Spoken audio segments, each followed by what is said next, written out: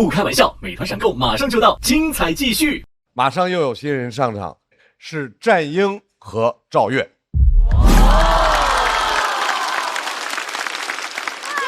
先上场的这位呢，他其实是一位跨界演员，他本身自己是一个 B 站的主播，然后同时还是一位职业的棋手，但是他更愿意对自己的称呼呢叫做非典型赢家。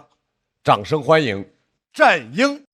我叫战英，性别女，今年30岁，之前是一名围棋职业选手，这2年在做一名围棋主播。我之前的时候感觉很多人其实根本不知道我们这群人的存在，他们老是认为下围棋的就是年纪特别大，然后一定要到深山里去下，还一定要留着长胡子，穿着白大褂，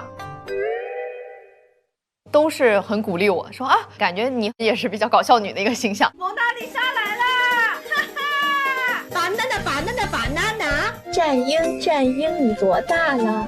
战英，我3岁了。我觉得可以来试一试。加你！加油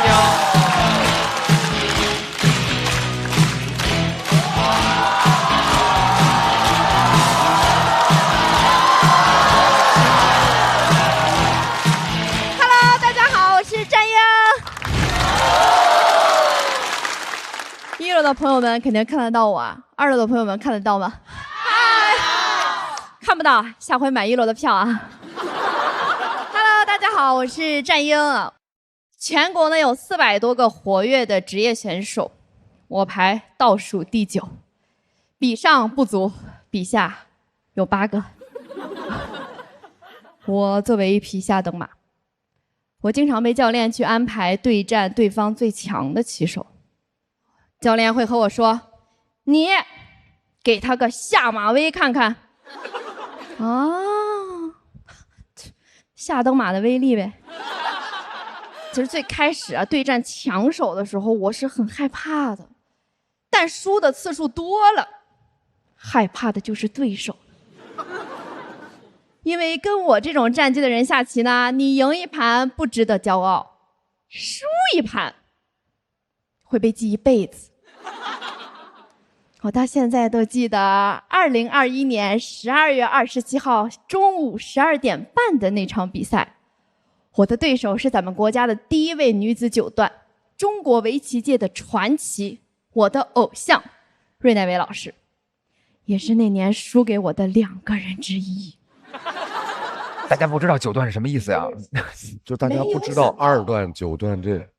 那盘棋其实我早就不行了，那天换做任何一个战绩正常的棋手，可能都认输了。但是我的战绩啊，不支持我展示风度。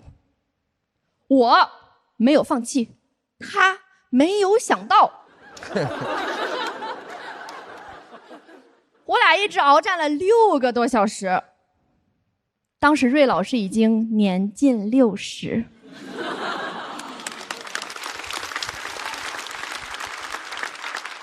岁月不饶人，我也没有放过他。在最后时刻呢，芮老出现了一个失误，让我反败为胜了。那在竞技围棋的这条路上呢，我走了21年啊，但却是因为2胜16负，我这个个人历史最差战绩被大家给认识，甚至在网络上火了。但看到很多人因为我知道了围棋，我也突然释怀了。啊，被当下等马怎么了？其实我也有可能是骆驼，过了一封，我还能再来一封。谢谢大家，我是永远不会认输的下等马战英，谢谢。掌声送给战英。大家很多重点或许能听懂，但始终没有被带进这个故事里。但是我能有这样一个舞台去讲一讲，我就觉得是让我非常感激的一件事情。马上和他对阵的这位朋友一出来，大家就认识，一头蓬松的自来卷啊，壮妈啊，但是藏着的是一颗敏感而脆弱的心。对，我喜欢。掌声欢迎赵月。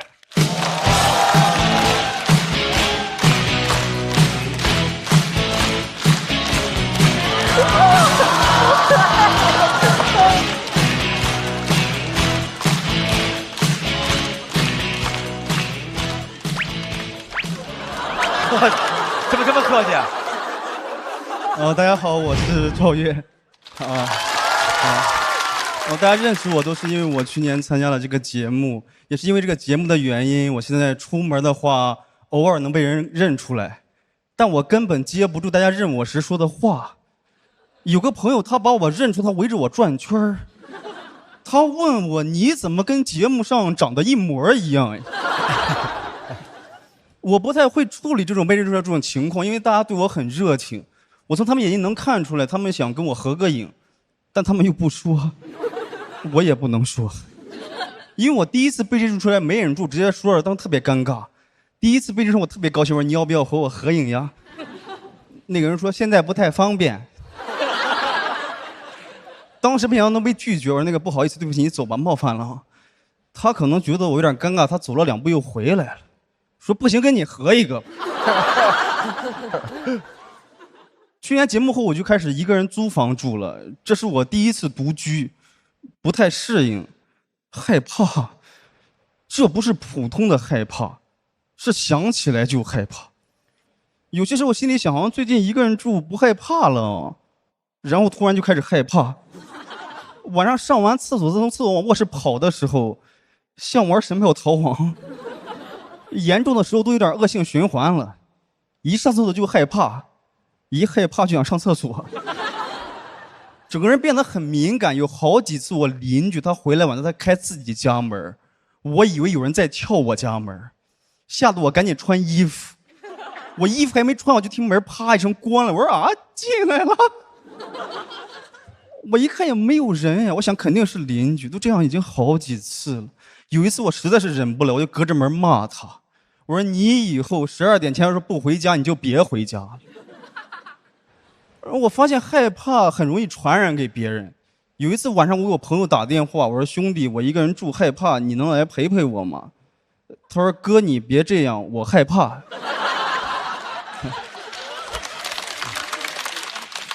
我说我没有跟你开玩笑，我是真害怕。他说哥我也是真害怕。我给他解释，我说我是心里害怕，主要是家里除了我没有别人。他说哥我怕的就是家里除了你没有别人。后来都给他问生气，他问你到底害怕什么，你告诉我。你说就那种贞子从电视机里爬出这种东西有什么好怕的？我本来害怕的都没有这么具体。我说挂了吧，挂了，现在感觉家里有人了。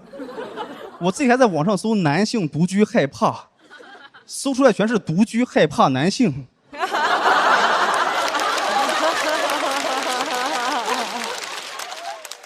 我现在又害怕独居又害怕男性。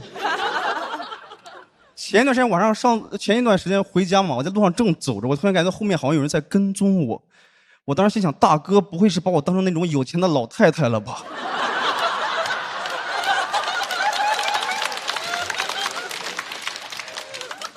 我得跟大家说一下，我是个男的，得把犯罪遏制在萌芽状态。因为大哥要是冲过来，我再说我是个男的，大哥说晚了。犯罪一旦开始就很难制止住了。但是你怎么证明你是一个男的呀？我想到了，我隔空投了一个篮儿。其实还有一种比较脏的方式证明自己，有些男的他会在街上肆意的上厕所，但我也没有敢，因为这个社会它很复杂，你不了解对方喜欢什么。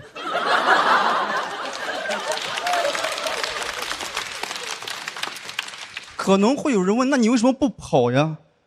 因为我不善于奔跑。我要是跑100米再被抓住，我连反抗的力气都没有了。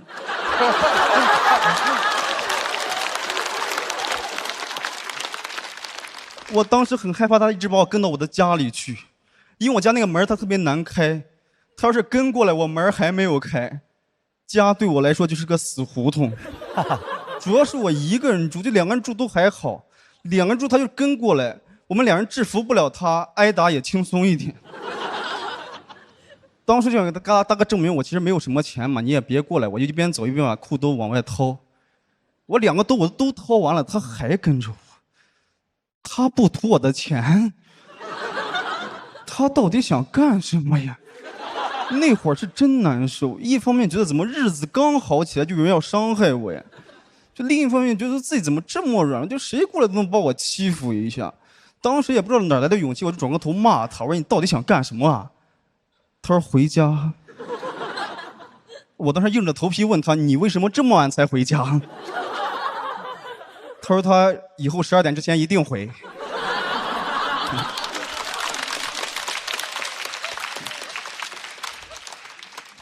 他说完之后，他就围着我转圈儿，他问我：“哎，你怎么跟节目上长得一模一样呀？”其实害怕没有什么的，你正视他就好。谢谢大家，我是赵月，谢谢你们。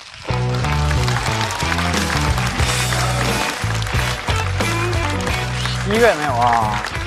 赵月的锁票倒计时，再次掌声送给赵月。怎么样？感觉？确实非常喜欢赵月，然后他很特别，跟别人不一样，他有很奇怪的角度和那些东西，但是你仔细想，他又有合理性啊。因为被损友啦，去看了个恐怖片然后嘿，我刚想说这个事儿。对，其实你本来是不会怕的，一个成年男性自己做也不会怕，长成我这样也没什么危险。恐怖片还有一个讨厌的地方。经常是当天夜里什么事儿没有，然后7、8天后你心里毫无准备的时候，夜里做一个噩梦，莫名其妙的疑神疑鬼，什么都害怕，去了厕所甚至是小跑回卧室，然后你就开始抽自己大嘴巴，怀疑为什么7天前要干这么蠢的事儿。所以我听的时候是觉得非常有意思，而且他总能找到这些奇怪的东西。但是今天整个作为作品的话，其实一开始就很抓人，我就心理上就会有更高的期待，但是感觉好像这个作品完成了7成、8成这样，然后就突然就没了，所以我有点遗憾。再次感谢赵月的分享，我们也请战英回到台中，2位的得票数是，很抱歉。因为战英和赵月的票数都没有大于200票，2位都要进入待定区。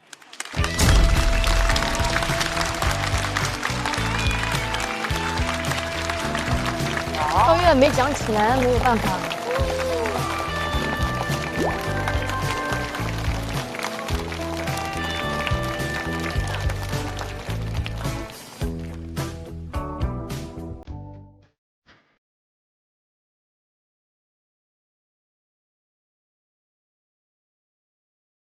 也有点对不起热裤子，哎，真有点对不起热裤子。主要是他们真挺用心，他这个都是手绘的，这个真好。你别哭啊。赵月其实前2天给我说了一个点，我觉得他很可爱。他有一次在嘟囔说我不喜欢我这篇稿子了，我觉得不行。本来挺炸的，从他说完那句话之后。后面几天那些稿特别凉，赵月一直听着我姐，你一定要夸你的稿子，他能听到，他会不开心的。然后我们全员现在都相信这个，我们就要热爱自己的表达，热爱自己的稿子。我坐在待定区的时候，脑子里就有《黑暗荣耀》里，好像是这破夕阳太美了，这个舞台太美了。马上要对战的2位，他们的名字是阿修和孙熙。大家好，我是来自北京加密喜剧的孙熙。走了一条弯路，是因为我特别想当一个编剧，然后一直围着这个职业一直走弯路。好，你可以选一个你的对手。我选这个吧，同心撞地球。同心撞地球。天哪！之前我们就觉得他们俩长一模一样，他们俩长得一模一样，研院都没有你们像，真的。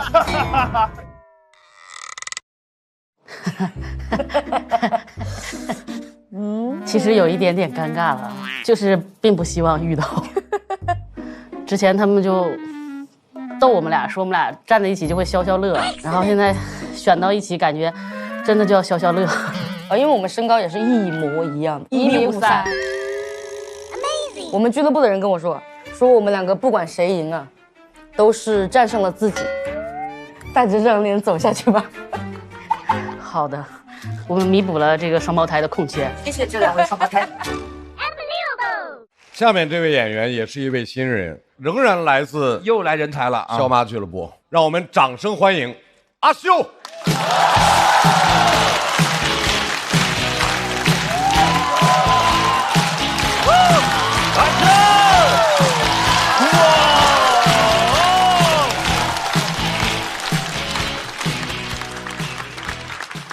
嗨，大家好，嗨，哈哈，哎呀，大家好，我自我介绍一下啊，我叫阿修，然后我是一个女演员。说实话，我之前没有想过要介绍的，是我碰到一次观众在长沙，他很热情，看到我就是长沙话，他跟我说：“喂，伢子，这是长沙话嘛？如果要准确的翻译成普通话，它应该叫嘿。”男孩，你还可以，声音也很有特色呀，像女孩。我尬住了，我说我就是女孩。他说哦，啊，一直都是吗？什么鬼？在俱乐部也是一样的。前阵子我们搞38妇女节，说的很好听哦。说我们给所有女演员都买了东西，哼，让我去搬东西。你们真的不能理解我在俱乐部是一个什么身份。我经常碰到的事情啊，是男生过来问我女生为什么这么想，女生过来问我男生为什么这么做，我夹在中间，感觉自己像个 translator。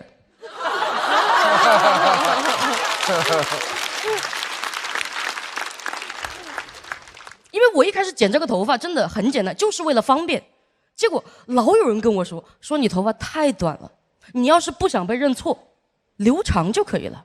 好，我们且不说啊，头发要慢慢留长啊。其次啊，怎么会觉得留长就不像男的了？留过呀。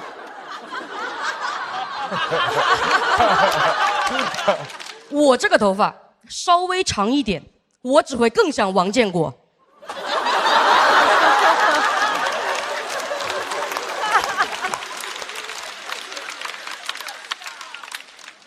很少有人像他的，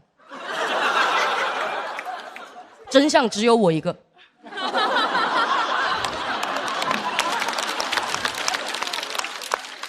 哎，其实没有那么像，没有那么像，但我就是喜欢讲，纯蹭。我是这么想的，别人说你像男的可以，但不能白像。想吃一点男性红利，想吃，经常这么想。我上次去理发，我一搜理发团购券，就看见男士洗剪吹19.9块，女士洗剪吹39.9块，凭什么呢？你算一下，你买2张男士也还比女士便宜1毛钱，什么意思？2Y 加0.1等于 X。求 X 该怎么办？蹭。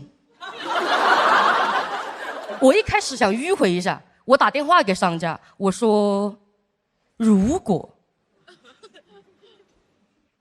一个男的头发又长又厚，理发多少钱？他说19.9块。我说那这样，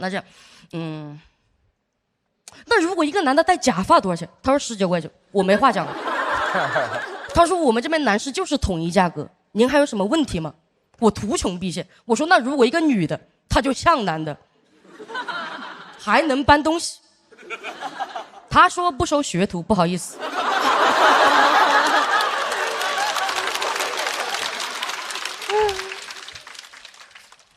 我有点生气了，我想硬装一把。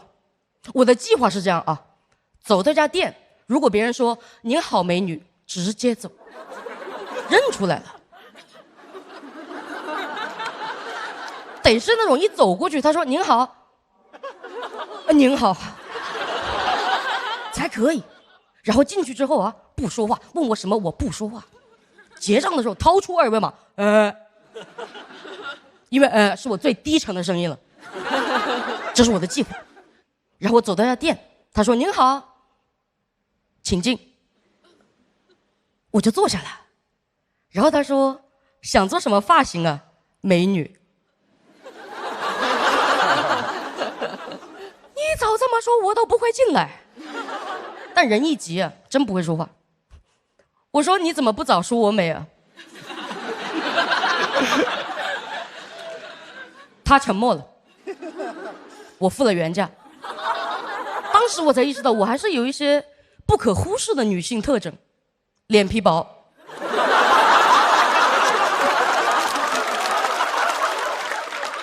我的本意啊，是想两边都吃一点，结果两边都对我好差。我以前本本分分做女人的时候，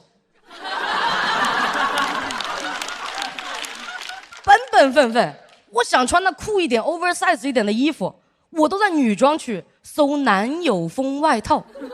后来想通了，男友风终究是晚晚泪情，直接亲。男装区没有什么潮男外套少女风，没有。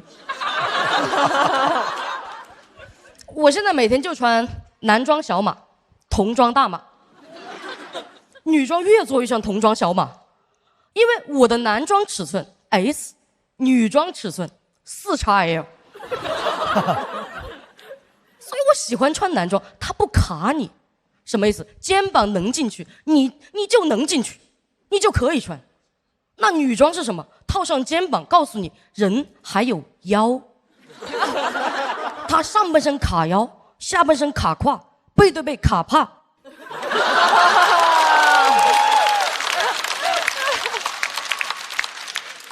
尤其是网购，它不仅卡，它货不对版。我每次一买回来就发现被模特照骗了，模特慵懒我紧身，模特高级我乡村，又紧又香，衣锦还乡。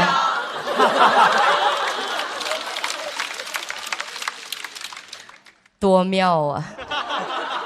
王建国写不出来，你得真吃过女装的苦。我后面退货退出经验来了，真的，朋友们，买之前啊，仔细看模特照，模特遮哪里，哪里就有问题。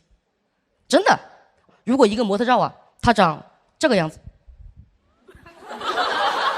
你们猜一下，当时哪里出了问题？脸有问题。腋下，它开线夹起来了，一打开就露馅了，你知道。那么反之啊，如果一个模特照啊，360度展示，那模特就这么站着，你们觉得哪里有问题？你有背后尺码，它一定很贵。我的问题。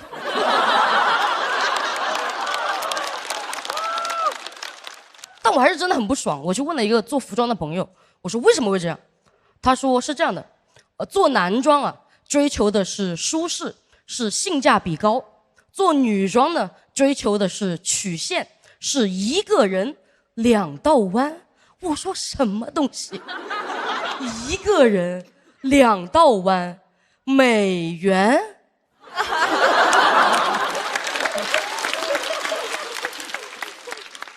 大家服美役，你赚美元？真的，我好生气，我爆生气！咱们真的不能管这种店家吗？我们不能评选出一个必不穿榜吗？什么偷工减料啊，货不对版啊，通通上榜。如果有那种店连续上榜几年，我直接把他店砸了。我不信这个衣服这么难做，我把店砸了，进去踩缝纫机，我给大家做衣服。讲到这儿，感谢大家，感谢。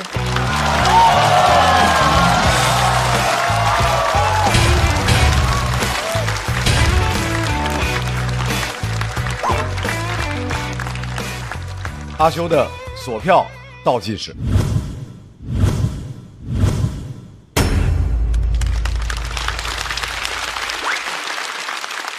阿修说脱口秀说了有多久？将近3年多。这个段子在线下的反应是不是也非常好？长沙观众比较给面子，在长沙还行。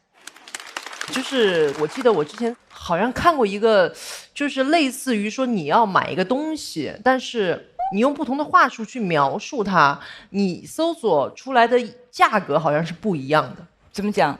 比如说我要买一个瑜伽垫，但如果你搜工业店，它就非常非常之便宜。对，就你搜化妆箱和什么工业什么工具箱之类的这种，就它是完全不一样的。所以女性用品有很多溢价是吗？啊，粉红税。对，所以我特别喜欢这一篇，就是你不觉得他用一个女性的角度讲了我们很多女性会面临的很多困境，但是我们已经被洗脑的已经觉得习以为常了。我认为我好像付这个价格，它就是理所应当。我从来没有想过还有别的方法。这个是一个完整的段子吗？缩减了蛮多的，缩减了。觉得结尾的时候稍微有点对，有点戛然而止啊，对，有一点点。所以我其实就是因为这个，我全程听的都特别开心，是而且他这个角度是很罕见的。对，人家说你喜欢为什么不拍？其实我就感觉你们有可能有这样一个情况，就是说巡演的时候或线下演的时候，一个20分钟的段子，而且打磨的非常好，然后到这个节目里来，因为不给这么长篇幅，调整成10分钟左右的时候，收尾收在一个戛然而止的地方，但是你可能自己并不感觉。我的问题？不是，是我们俩共同的问题。对，我的问题大一些。我们的羁绊是吗？这是。真的是一场非常好的演出，再次谢谢阿修。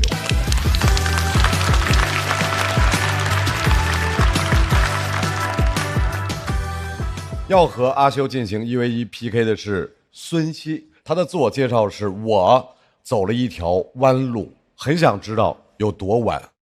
来，掌声欢迎孙熙。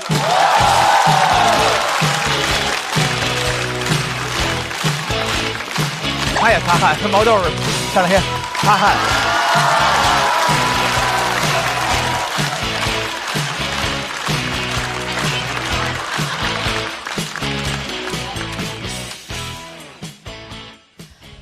大家好，我叫孙熙啊，相信你们也能看出来，我也是一个男装的爱好者。自我介绍一下，我之前是学法律专业的，然后爸妈一直想把我培养成一个律师，但我这个人呢，从小就很文艺，梦想是当编剧，为此就和爸妈争吵过好多年。后来我终于下定决心辞职，去了北京，找了一家影视公司，做了一个法务。我爸妈听完都懵了，这孩子叛逆归叛逆，还挺有分寸感的啊。我知道直接转行业其实挺难的，所以我想通过这份工作认识一些编剧大佬，然后假装在不经意间向他们泄露我的才华。计划真的挺美好的，但真的工作以后才发现啊，一个人真的很难在改合同的时候泄露编剧才华。我总不能改着合同，突然就加进去一个凄美的爱情故事，结尾再补上一句本合同纯属虚构吧。然后这个时候经理就冲过来问我说：“你怎么不按照合同模板写？”我说：“大家早就看腻那些套路了，是时候开创一些新的类型，突破民法典对我们的束缚。”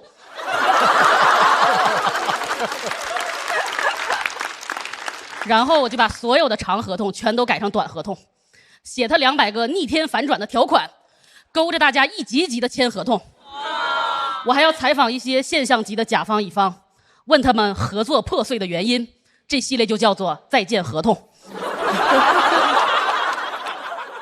其实我无数次的想过裸辞，在家里边脱产搞创作，但我发现我根本就不敢。原来我不是一个可以为了梦想不顾一切的人，我是一个保守的理想主义者。放在古代，我就是那种留着长长的辫子喊着改革的保皇派。我不敢与旧势力彻底的决裂，我就想在皇上这儿上班。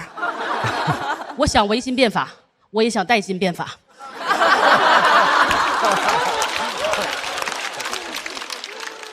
有一本世界名著叫《月亮与六便士》，也激励不到我。就那本书用月亮代指人间的理想，用六便士比喻物质生活。在男主人公看来，遍地都是六便士，他只看到月亮。但是在我眼里，这六便士我今天要是不捡，别人可就捡走了呀。所以我就只能安慰我自己，白天捡六便士，晚上看月亮。可是我真的工作以后才发现，我是白天捡三便士，晚上捡三便士。我捡的是99六便士。而且你知道吗？六便士在北京很容易就花完了，所以我的生活真的就很窘迫。我没有时间看月亮，但我经常能感受到月光。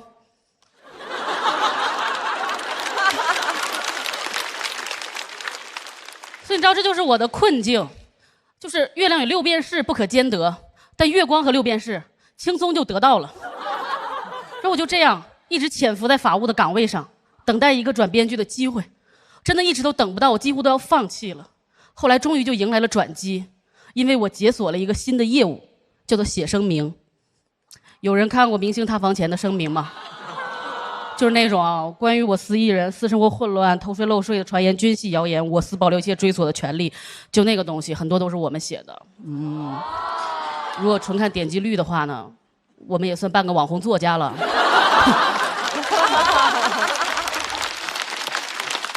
就经常会有人好奇问说，公司声明到底有没有法律强制效力啊？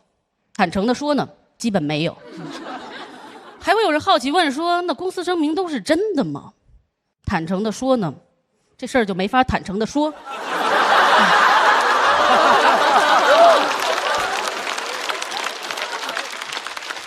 公司声明当然是有真有假了，但是人呢，只要看过假的声明，就很难再相信真的了。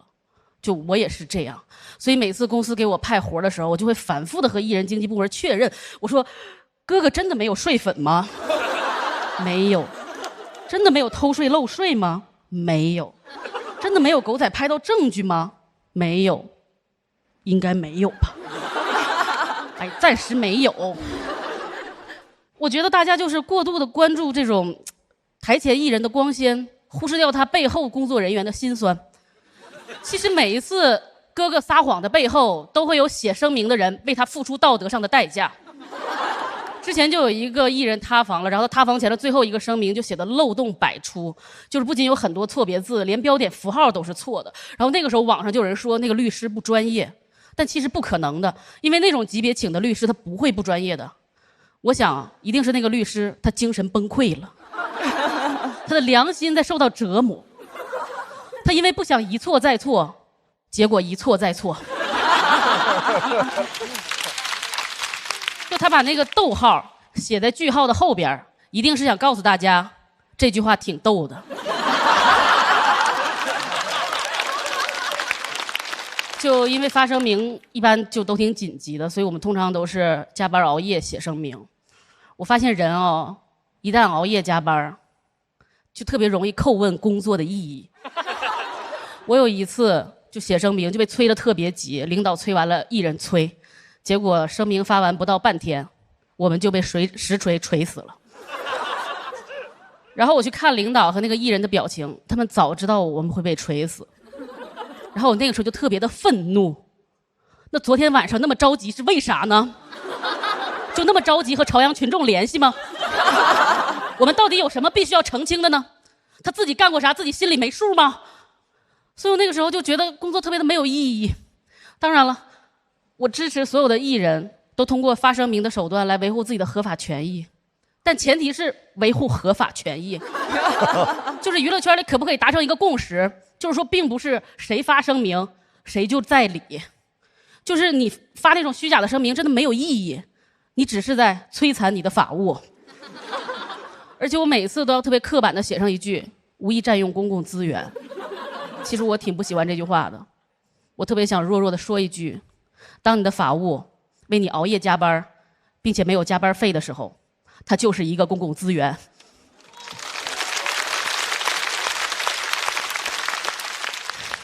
所以现在出于我自己的职业原因，我只佩服2种艺人，一种就是那种以身作则、遵纪守法的艺人，另外一种艺人就是那种塌了房以后，绝不发声明，但也绝不沉默，就自己一个人在微博上一通乱喷，怼天怼地，丑态百出，然后道歉，最后退圈的那种艺人。别人眼里他是个疯子，在我眼里他是条汉子。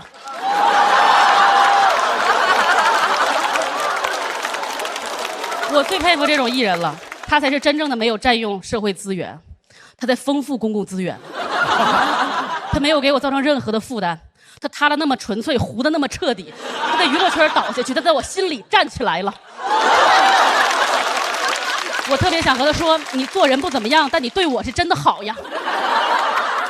所以就是希望每一个艺人都可以自己承担自己的错误，毕竟老话说得好嘛，一人做事一人担。当然，我也必须要坦诚地说，虽然我在这里吐槽了挺狠的，但其实公司给我派声明的活儿，我都干得挺认真的。你们也知道嘛，我做人虽然叛逆，但很有分寸感。然后我有一次就是因为声明写的实在是太好了，就得到了我公司大领导在公司群里的通报表扬。那一刻我就知道自己成功了。一个人就是可以在做法务的同时泄露自己的编剧才华。然后经过各种努力，我真的得到了一个转去编剧部的机会。就在等这个转岗手续的时候，我们公司精心筹备的电影就上映了。那个电影项目我一直想参加，但他们不让。上映以后，豆瓣评分2.9，网上都骂惨了，甚至有一个特别高赞的评论说应该枪毙那个编剧。你知道，当我看完这句话之后，我这么多年的委屈和不甘通通释怀了，滤镜都碎了。然后我就找到领导，我说要不我还是回去做法务吧。网上虽然没有人夸我，但也没有人要杀我呀。讲到这里，谢谢大家，我是爱走弯路的孙熙。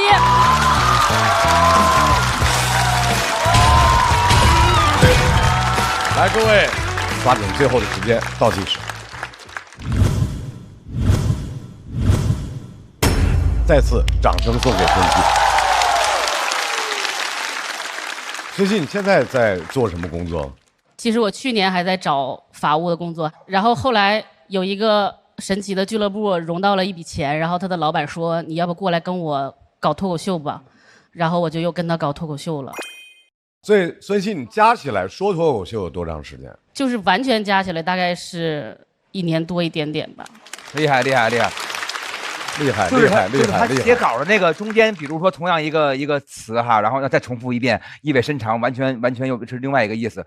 这是我觉得，哎，这回是第一次听见这种方式，是吧？这么出梗的，其实特别棒。他有很多的愤怒，但是呢，他是通过脱口秀的方式，然后我就感觉他是一个小飞刀，就这样砸向我们。但是我听的是非常开心，然后我觉得它里面的内容其实也是挺犀利的，我挺喜欢。谢谢老师们。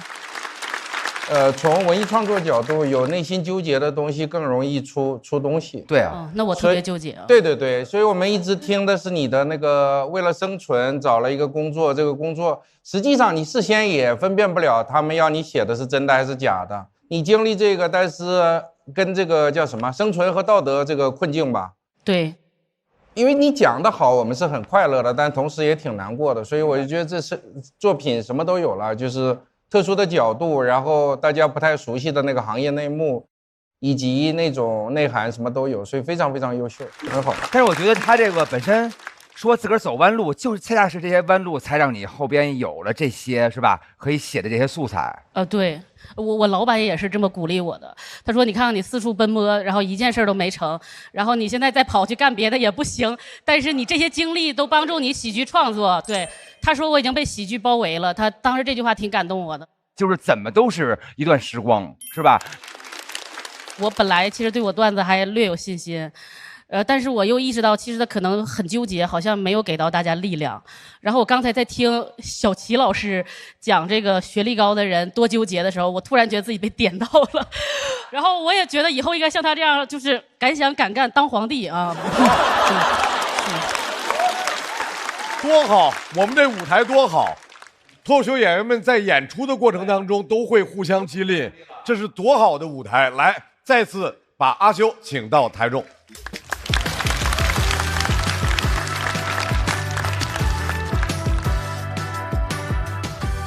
我们先来看一下台上4位给出的票数，30对40。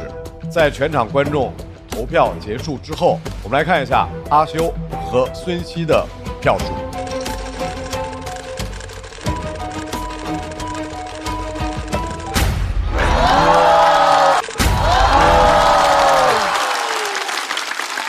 孙熙226票，成功的进入到晋级区。阿修206票，需要在待定区稍作等待。把掌声送给2位。我说啥来着？一点事儿没有吗？没有我说啥来着？谢谢。我说啥来着？谢谢大家的支持。各位屏幕前的观众们，大家好，我是孙熙。声明，本段内容是根据本人亲身经历及社会新闻进行的艺术创作，已经对相关人事物进行了化名处理和艺术加工，一切以搞笑为目的，希望大家不要对号入座。表演中的观点仅代表个人看法，不代表节目和平台立场，也请不要上升到行业的存亡。如果同行们觉得我实在是太过于多嘴，那请同行们多支持我的脱口秀演出，助力我早日离开法务行业。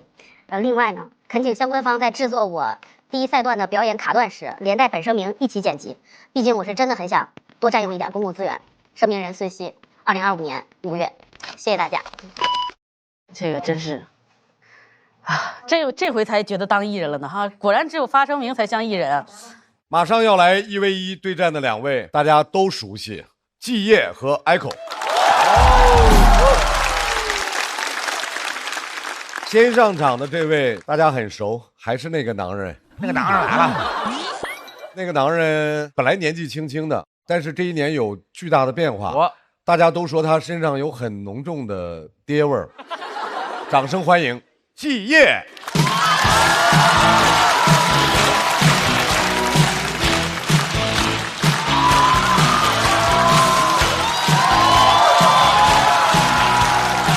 哇，季业都会跳上 funky 了，疯了！好多人啊，还有 LOFT。大家好，我是季业。今天这么多人，我太想跟你们分享我最近的变化了。我马上要当爸爸了。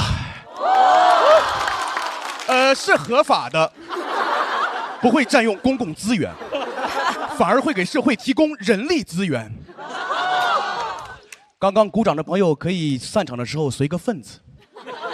线上的你们也别闲着，随个赞，给孩子的。我老婆的预产期是7月份，跟咱们节目一样，都在暑期档。别人上节目是为了获得唯粉、真爱粉，我只要奶粉。孩子一出生，家里摆满了奶粉。我跟孩子说，我是挥霍吧，新二代。周围的朋友不太理解，经常会有人问我们：你们为什么要生孩子？给我问心虚了，我说不让嘛。政策变了啊，现在改计划绝育了啊。但我都知道，现在大家确实都选择不生孩子，所以就有一种当叛徒的感觉。我说别人会不会在背后蛐蛐我？他怎么当爸爸了？亏他还是脱口秀演员呢，不离婚就算了，他还要生孩子。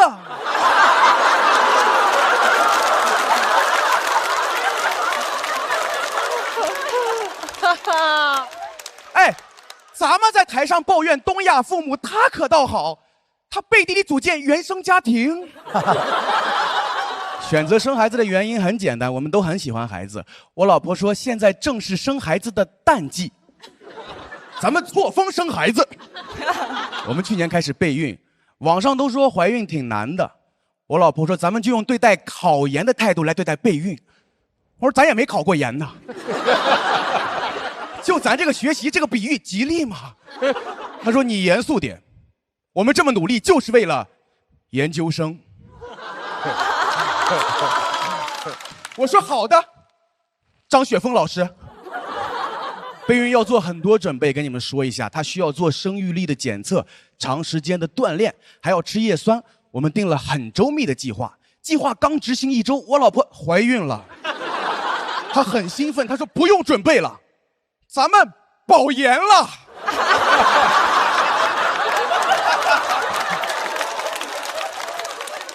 offer 来的太快了，说到就到，怀的不会是曹操吧？哎，医院这是来电话说生育率的结果测出来了，我说我们也测出来了。医生说你们可以准备了，我说已经结束了。我老婆建议我把健身卡退了，她说能省一点是一点。我想也对，都上岸了，谁还去辅导班啊？我就跟教练说，我有家要养，就先不做有氧了。教练说那给你换成举重，我说也不用了，肩上的担子已经很重了。哎，我觉得孩子未来最需要的是一个富裕的家庭，而不是一个双开门的父亲。孩子说爸爸我想吃奶粉，我说爸爸只有蛋白粉。怀孕的过程很顺利，但是我们开始备孕的时候不敢让家里人知道，因为在我们家只要你有想生的念头，整个家族就开始折磨你。我表哥表嫂之前说想生孩子，后来家里就没让他们吃过正经东西。早起先来一杯中美式，也叫中药，也可以叫生椰生育拿铁。天天喝中药，真的别说生了，他们都不想活了。他爸妈还老往家里送那个送子观音，卧室摆得跟庙一样。哎，我去他家都害怕。我说表哥，怎么你也喜欢泡泡玛特呀？什么鬼？所以为了防止被催生，我们一直在 cos 丁克。对外我们就统一口径，我们不生孩子，我们讨厌 kid。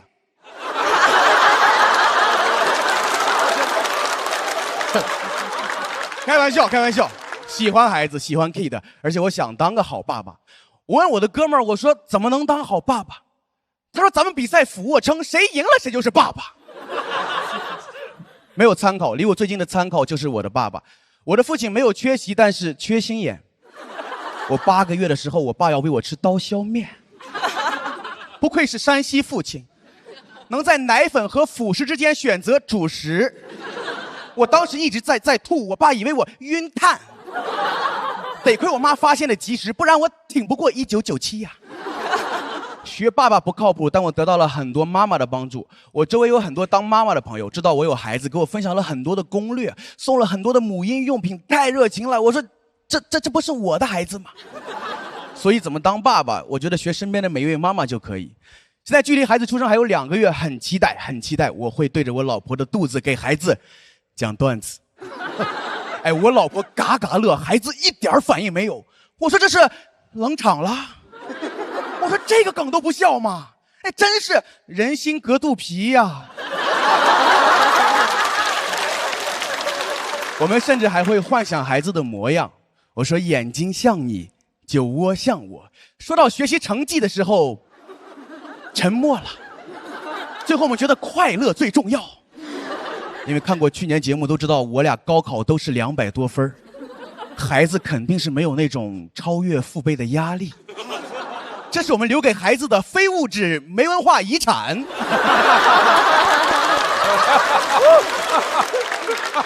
以后在家只有鼓励式教育，我俩就是大张伟，孩子干什么我都说练。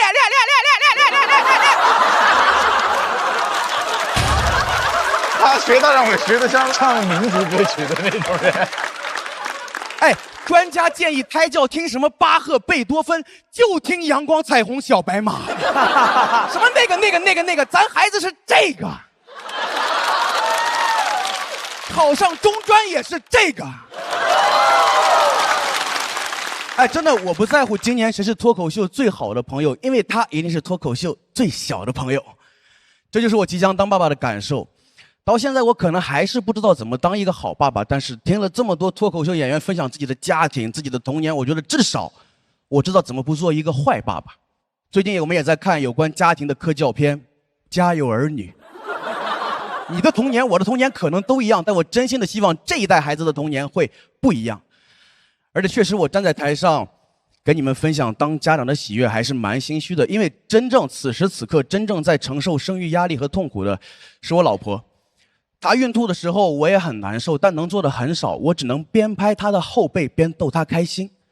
我说你是不是看我想吐呀？我真是个令人作呕的父亲。宝贝儿，以后你就叫我欧巴。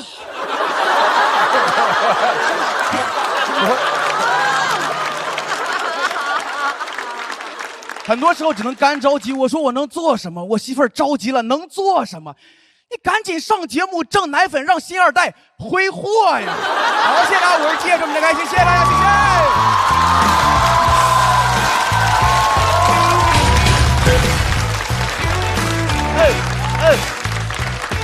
左票倒计时，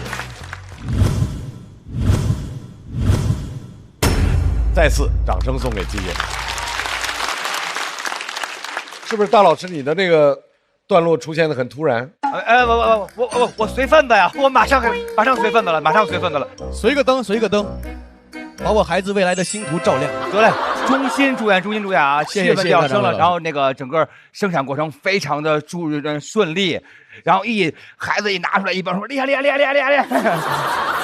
太棒了啊，太棒！哎，名字想好了吗？名字其实那个我们脱口演员蔡姐帮我们想了一个名字叫好想，往好想，往好想，就是所有事情都往好了想。然后也祝愿我们所有朋友的段子也好想好想。我没有想到我还出镜了。我觉得挺好的，而且这个名字它无关性别，它都可以用，就这个名字还挺喜欢的。哦，没有想过叫什么往哪儿跑吗？嗨，是真的。我现在心理上是准备好了。但是精神上暂时还没有准备好，因为那个精神上那个准备是需要你见到孩子，你抱到孩子，你跟他有体温的接触，才能有那种准备。本来对这个孩子没有什么具象化的认识，但你看衣服，你就觉得哦，原来他这么大。刚刚我们检查完了，医生说什么？说长得太大了。这个发现。有好消息和坏消息，太大的话可能不好生，不好顺产，不好生产。但是孩子确实是个大个儿，大个儿。会比吕博伟大吗？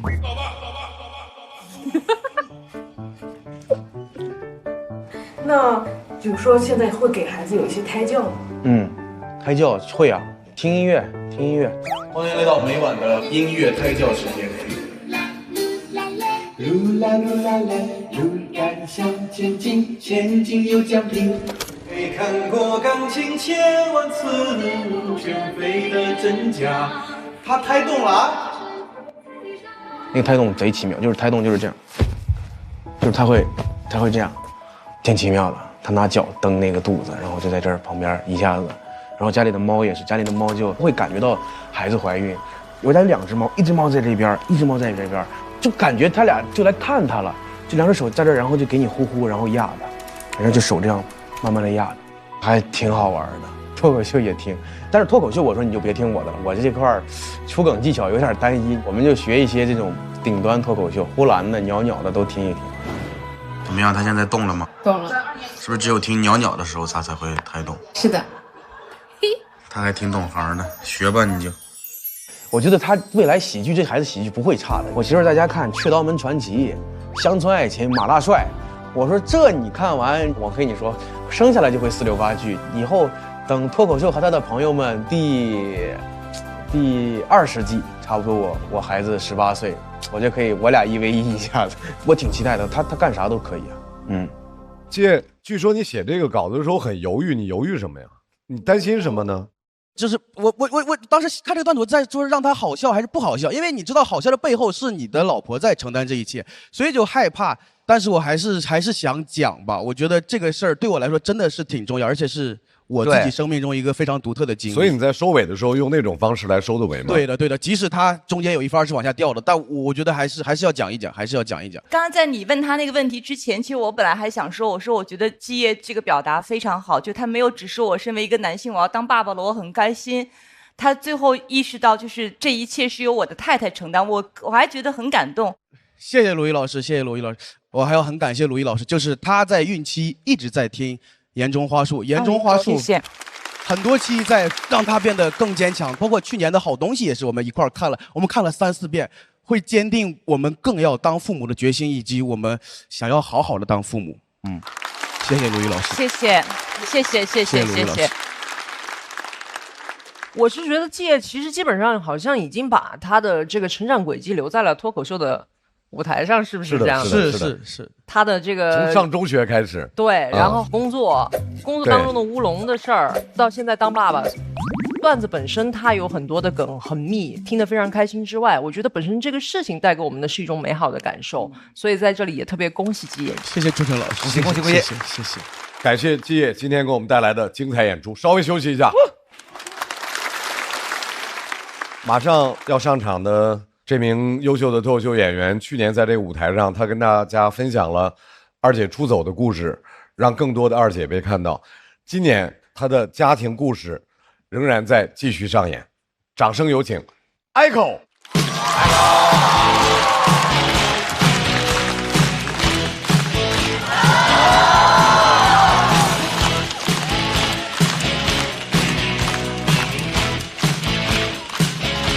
哎，朋友们，晚上好，嗨！今天不聊这么沉重的，想跟大家分享一下我这一年的变化。其实熟悉我的朋友都知道，去年是因为在节目上吐槽了原生家庭，讲了我父母重男轻女、打孩子，然后搞得我二姐最后离家出走的这个段子啊。很多人都很担心我的二姐，我想跟大家说一下，她现在真的很好。谢谢各位的关心，当然也有很多人在关心我，我感觉你们都会把我当好闺蜜一样啊，天天在我的评论区劝分啊，这样的父母你留着过年啊。对不起，确实留着过年了，没有办法，孝顺啊，只有0次和无数次。我知道去年那个节目播出之后，能在这么大的一个平台吐槽父母，很多人都在夸我勇敢，但其实我今天想澄清一下，我一点都不勇敢，真的，因为我到现在都不敢给我父母买腾讯会员，真的。看不到完整版哈，只能看短视频，但大家知道短视频都是要剪辑的啊。本来我是幽默骂父母，把幽默全给我剪掉了。其实说实话，害怕伤害父母，但我又害怕完全伤不到。我问过我妈说，哎，老家的人不会有人说闲话吧？我妈还有点生气说，当然了。我说那你怎么回复的？我妈非常淡定的回复我说，我能怎么回复？我就跟她说这是一种社会现象，子女不懂感恩就是社会现象，完全没想到，真的。我不想勇敢，我真的不想勇敢，因为勇敢是要付出代价的。我现在为了维持我的人设，我是一点都不敢对父母好，真的。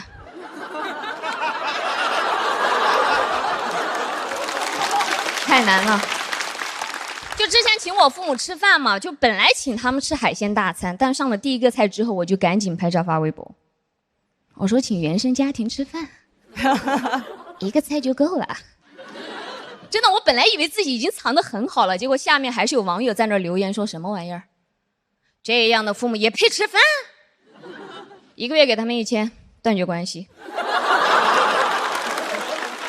我知道这是我的铁粉对我的真心祝福。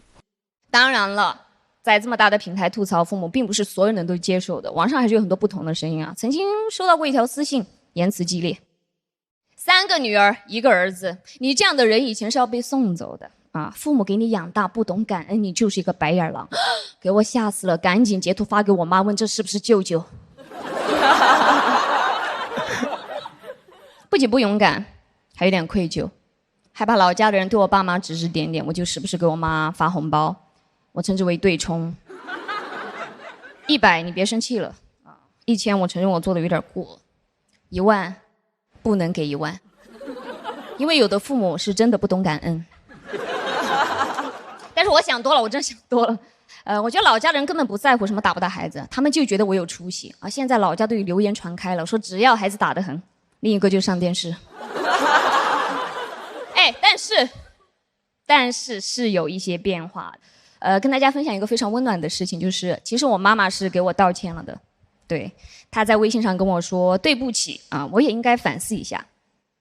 这是我第一次听到我妈非常认真的跟我道歉，我不太适应，因为我无法接受父母正儿八经的道歉，我希望随意一点啊。比如吃饭的时候，我妈说，哎，旁边那个菜是不是你喜欢的？是啊，那这边这个我私密马塞。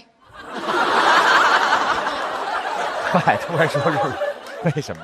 但是我妈道歉这件事情呢，给了我很大的震撼。我突然意识到，我妈是上一辈的妇女，她有很多身不由己的事情，我不想把所有的错都怪在她身上。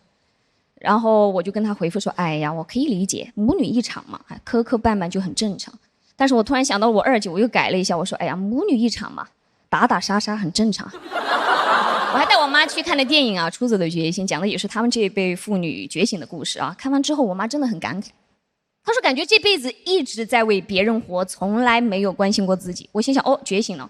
我就问她说，那你现在想干嘛？我妈非常坚定地看着我说，我要割眼袋。妈妈人生是旷野，你跑啊，你做什么提拉？算了，我觉得这也是一种觉醒吧。我觉得她开始取悦自己啊，我要准备取钱了。我妈变了，她现在喜欢在网上看我的各种演出评价，但是年轻人的话她已经有点听不清楚了。有一次她拿着手机问我说：“哎，这个人他为什么要说 Echo 妈妈爱你？”我知道她肯定误会了，然后我赶紧跟她解释，我说：“哎呀妈，她不是你这种妈。”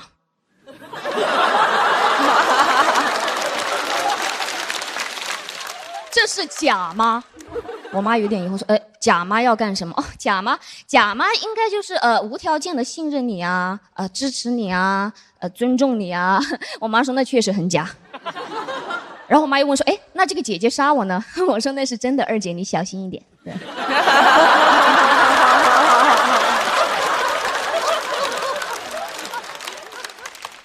有变化，我妈变了，她开始夸我。我感觉我还是不太适应。有一次，他发了我几张演出的照片，跟我说：“我发现你最近变得漂亮又自信。”母亲的认可，这是我第一次收到，我从来没有收到过，不知道怎么回应，给我吓得差点一边假笑一边跟他说：“亲爱的，你也很瘦哎。”女儿跟妈妈的关系其实是非常复杂的，就我们3个姐妹其实经常吵架，但都不会真的伤害到我对方。尤其是我二姐啊，每次跟她吵架的时候，她都非常淡定说：“哎呀，我无所谓，你随便骂吧，我无所谓。”但只要我说出那句：“你有没有发现你现在跟妈一模一样？有没有发现你跟妈一模一样？”我二姐当场：“老子现在就杀了你。”成为妈妈是我们的噩梦。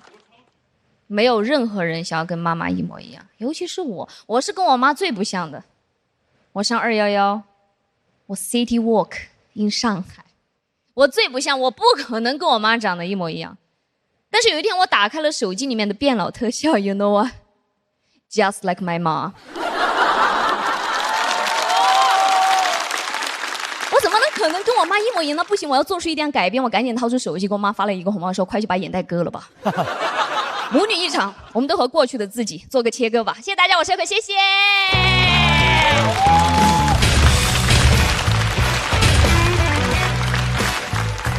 谢谢 Echo 的表演 ，Echo 锁票倒计时，再次掌声送给 Echo。谢谢各位。我们都是最后一刻拍的。我喜欢的是他很云淡风轻地讲一件事情的复杂性。我记得大概是2年前吧，2、3年前，当时媒体有一个口号叫要保卫复杂性，我特别认同。就是很多的问题是因为我们把一个复杂的事情简单化了，比如说情感就特别复杂，亲情、爱情、友情，它不是简单的好与不好。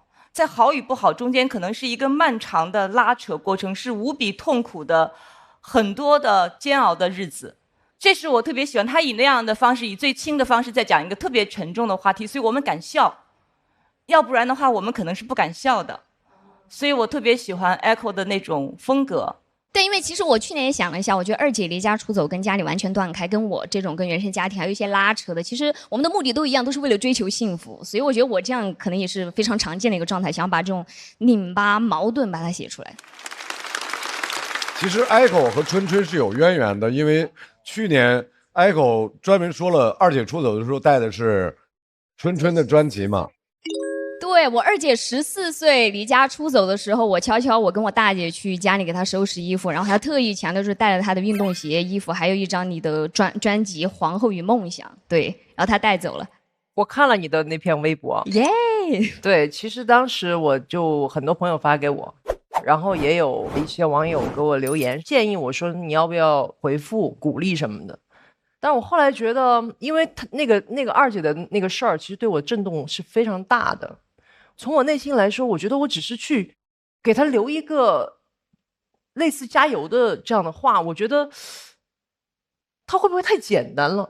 所以我其实更想说，我如果有机会，我能跟 Echo， 我觉得面对面，我们来说这个事儿。所以其实这也是我来这一届脱口秀的一个非常重要的原因。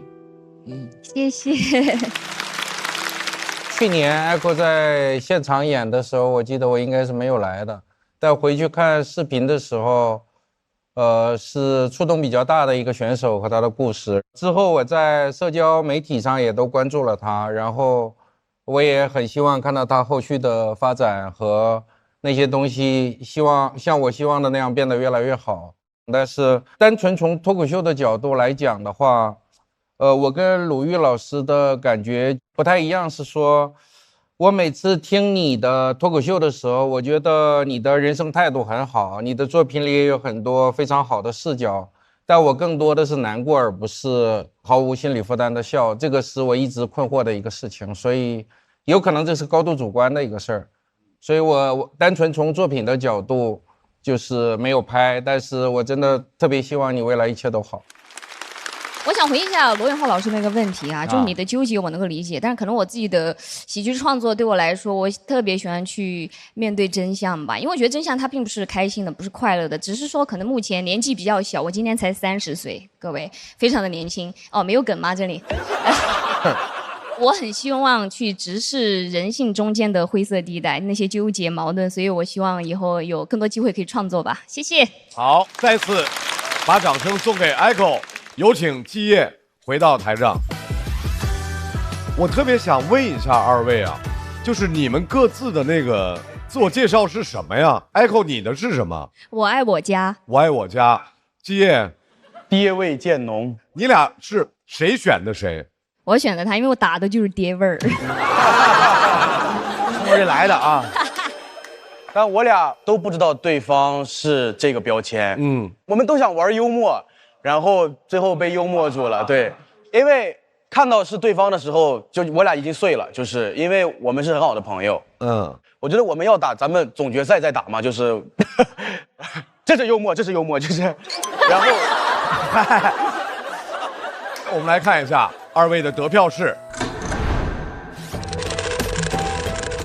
最后的呈现，我觉得还可以啊，但肯定不是最好的状态。我觉得不是特别流畅，但是题材是我非常想讲的，然后能处理成这样，我觉得又是一次新的进步，所以，哎呀，对自己好一点吧，80分。季业256票，恭喜进入到晋级区。Echo 要在待定区稍作等候。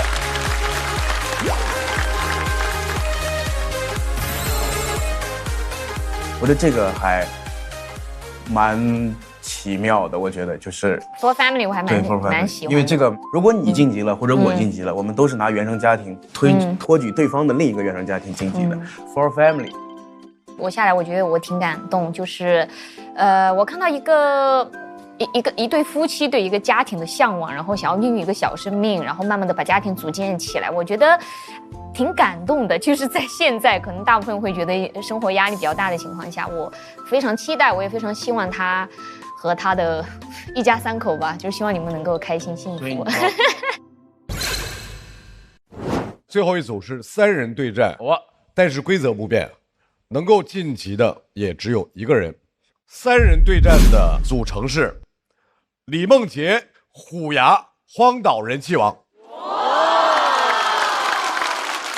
首先上场的这位，今年第2次来了，他就是身上就透着那个气质，就是怪怪的可爱啊，怪可爱的，对生活有着怪怪的观察。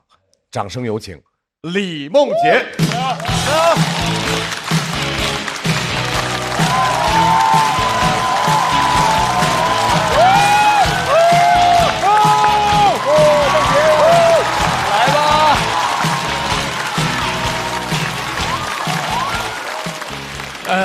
大家好，我叫李梦洁啊。我在现实生活中呢是一个正义感很强的人，但我的吵架能力极其的弱，我从来没有吵赢过任何人。我的朋友非常不理解，他说：“你为什么老跟别人吵架？你又吵不赢，你是不是就喜欢被骂呀？变态！”我上次吵架是因为插队的事情。之前我在上海一家饭店吃饭，排队点单，大家都在排队。这会儿就有个女生想插我的队，她也不跟我说，她慢慢的朝我走过来，拿她脚伸进我那个缝，拿胯部一转，她像倒车入库一样，倒进了我那个队伍，表演了一个科目2，压线了，压了我的道德底线，上来就是逆风局。我说姑娘，你插队了。她说我没插队。不要在餐厅大吼大叫啊！告诉你，我一个人在上海打拼不容易的。她讲完这句话，我就知道不可能再翻盘了。但人群中总会有闪亮的人见义勇为。之前排在我前面有个大哥50来岁，大哥说：“你就插队了，前后都在排队，这里是上海，你在我们上海你要文明点。”我很讨厌插队的人，但我也很讨厌总觉得自己很有腔调的上海人。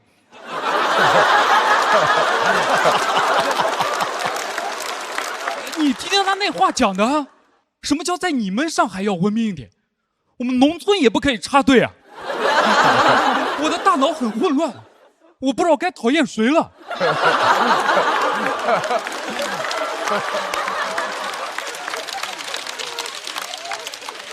我像那个地铁判官一样，大哥越吵越生气，还想寻求我的帮助。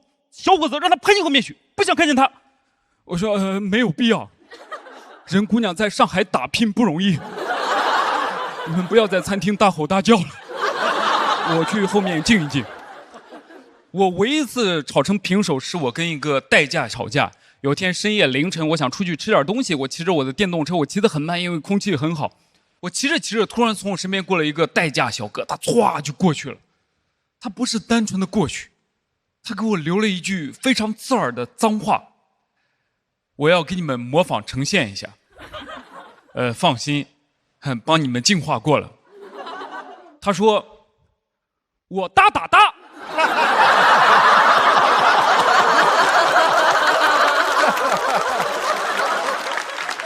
主谓宾结构。他有后半句呢，他怎么骑那么慢？我当时立刻就停下来了，我真的很委屈，因那个我哒哒哒听的也太清楚了，我没有办法当做听不见，他像巴掌一样扇在我的脸上。你怎么骑那么慢？是风带给我的。我还在反思我自己，我想我做错什么了？你要这么骂我？你是因为看出来我没车不需要代驾吗？你骂的也太狠了吧！但我想了10几秒钟，我做了一个很勇敢的决定，我追他去了。我追上之后，我看着他，我说：“我哒哒哒。”他很惊讶，他像失忆了一样，显得我很没有素质。我觉得他惊讶的不是我骂他，惊讶是我竟然追得上他。我可是接单最快的代驾，他怎么可能追得上我？我当然追得上你了，我的电动车是顶配版。我骂完他之后，他也反应过来，他也开始我哒哒哒，我俩就开始一人一句，匀速往前骑，跟2条狗一样，没有任何杀伤力。仿佛达成了某种默契，就讲那4个字，没有一个人换台词，就怕对方接不住，很有分寸感，感觉那4个字是我们的安全词。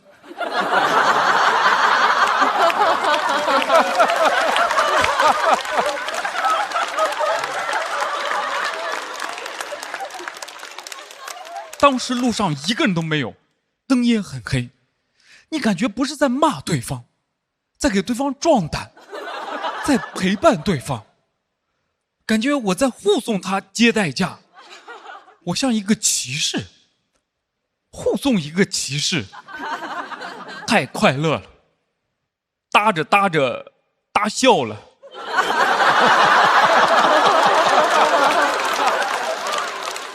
搭得我心里暖暖的。一打打，二打打，三打打。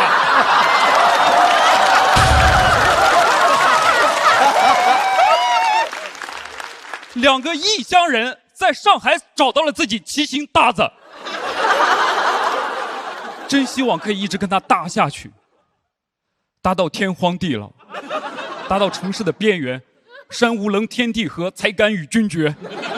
我知道，哪怕他真的骂我，就算真的一直骂下去，这场仗我也输不了，我不可能输，因为我在跟他骂的过程当中，听见他那边手机传您的订单即将超时，他还要当代驾呢。他一个人在上海打拼不容易。我听到这个提示音之后，我就知道，属于我们的 moment 要结束了。我们就在一个黑了的岔路口分开了。分开那一刻，我感觉我脑子里的 BGM 都响起来了，就那首When I See You Again， 路上所有的司机跟着我一起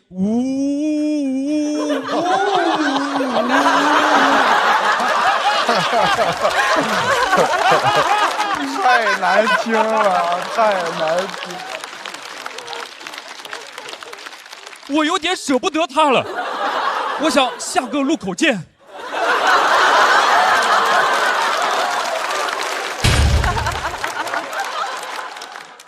但我不敢去追他，我害怕追上之后我们的对话会变得非常奇怪。我追上之后我说：“喂，去哪里呀？去接代驾呀？不当代驾行不行？不行，要赚钱啊，要赚到钱包饱。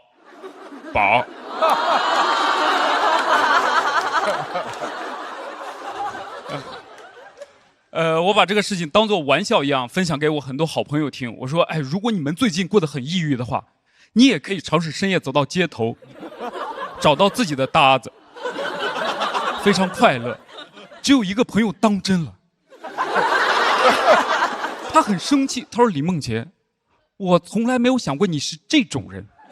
我认为一个成熟的成年人是不可以在公共场合讲那种脏话的，为你们感到羞耻。”我说：“你帽子可太大了，如果你是我，你开车被代驾小哥别了车，他还骂你，你怎么办？”他说：“我不怎么办，他就是一个代驾呀。”我说：“你听，只有你们这种王八蛋是真的歧视别人。我骂他是因为我在乎他。”怎么还有理了呢？就是为什么呀？这有什么理呀？我总算想明白为什么总容易跟别人发生冲突，因为我真的把每个人当人看，我们都是平等的。如果世界以痛吻我，我一定报之以一打打，二打打，三打打。谢谢大家，李梦洁。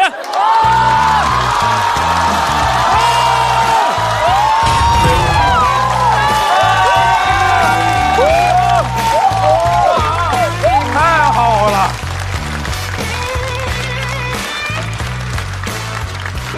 李梦洁的锁票倒计时，掌声送给李梦洁。谢谢。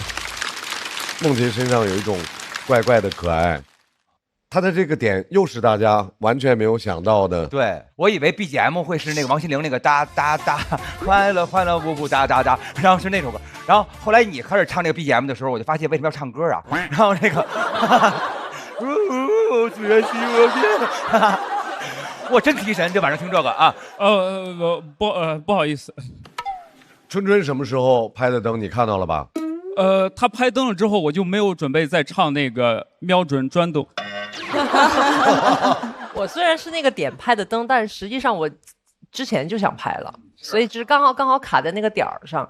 因为我是觉得他讲他跟那个骑手两个人交锋的这个过程，其实我本来觉得很怪异、很诡异，我就不知道他怎么写出来的。其实他也是一个稍微和谐环境下发生的事情。因为晚上真的很黑，好像这个晚上你可以做很多事情，就是你可以遇到一个打工的跟你一样，下班结束之后，突然你俩就很开心，因为一件事情，好像我说的很奇怪，不好意思，算了，不说，不是这个有点太奇怪了。最后那个拔那块让我觉得你还有理了，就是那种感觉。但是我觉得就是非常可爱，他把这个处理方式非常之巧妙，懂的都懂，然后还能一直说下去。你就觉得这事儿还就挺有意思。然后就是你说的还挺有理。哎，对，到后边还俩人还建立友谊了啊，还搭上了啊，一搭搭二大爷三搭搭四大爷就开始了。很放松。你们俩确实对着一搭搭二搭搭了很久吗？是，真的是大概好长一段路。太喜欢了啊，太喜欢了。我跟你说一下啊，我为什么听的时候不但听得特别开心，然后还有点想哭，是因为就是我20年前出道的时候，就是在网上我很不适应，就是说我正常表达一个事情，然后来一群暴徒骂我。哦，他骂我2句，我就骂他4句6句之类的，就一直这么弄。然后等到后来有了社交网络以后，有了个几百万粉丝以后呢，他们就在那儿说你为什么要跟这样人一般见识？这样执行了很多年以后呢，就留下了很臭的名声。我那时候我真实的想法跟你说的一模一样，我就觉得我跟他平等的，所以我才骂他。我希望你知道你什么是对的，但是在未来的道路上选择对你最安全最有利的来做，但是你和我都知道什么是对的就好。好，谢谢罗老师。来，梦洁休息一下。我印象深刻的就是，我说我怎么能收获大家那么多热烈的掌声？有几个演员，他们好像觉得，哎，李梦洁你好像终于讲出来了，你终于好像一个人物立住了，你终于怎么样？好像他们很开心，大家怎么这么好呀？看李梦洁的演出的时候，给我看哭了。我不知道为什么，就是我可能在他这个段子里看到一种童真吧，就特别他说1打打2打打，就是你能体会到一种怪人，是怪人吗？他这篇其实也是讲他内心小世界以及他的独特的小李的这种看待世界的世界观的，然后不奢求观众一下子喜欢我，我希望你们慢慢的喜欢我，慢慢的进入我的世界。我觉得小李这个魄力，我觉得非常的佩服，我觉得他就是最好的李梦洁。如果世界以痛吻我，我一定报之以1打打2打打3打打。谢谢大家，李梦洁。马上要上场的这位是一位来自广东梅州的客家女生，让我们欢迎虎牙。虎牙，走。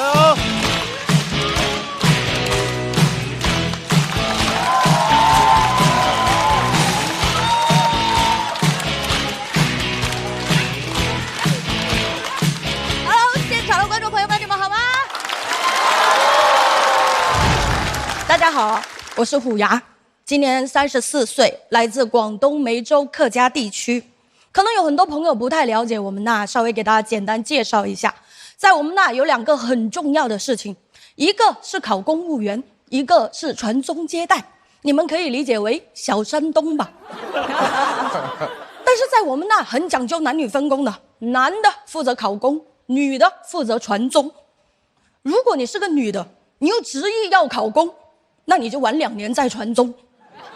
所以这2年我奶奶催我生小孩已经催疯了，她甚至开始跟我讲，她说我不管你结不结婚，你至少先给我把孩子生了。就怎么跟她讲呢？朋友们，我奶奶呀，在女性意识这一块啊，又先进啊又落后。真的，我一直不懂，我说生孩子这个事情这么痛，为什么还那么多人愿意生呢？对吧？比如说我闺蜜，她刚生完孩子的时候，我去看她，她躺在病床上，特别虚弱又特别坚定的跟我讲说：“虎牙，千万别生了，真的生不如死了。”再过了小半年，我再去看她，她抱着小孩跟我讲说：“哦，还好还好，也就是缝伤口的时候没打麻药，有点疼。”前2天。我给他打电话，他说他准备要2胎了，因为担心大宝会孤单呢。朋友们，这是什么？这是典型的创伤性后遗症啊！就是人呐，他在经历了巨大的痛苦之后，他是会失忆的，真的，不然我想不到别的原因了。他她总不能是鬼上身吧？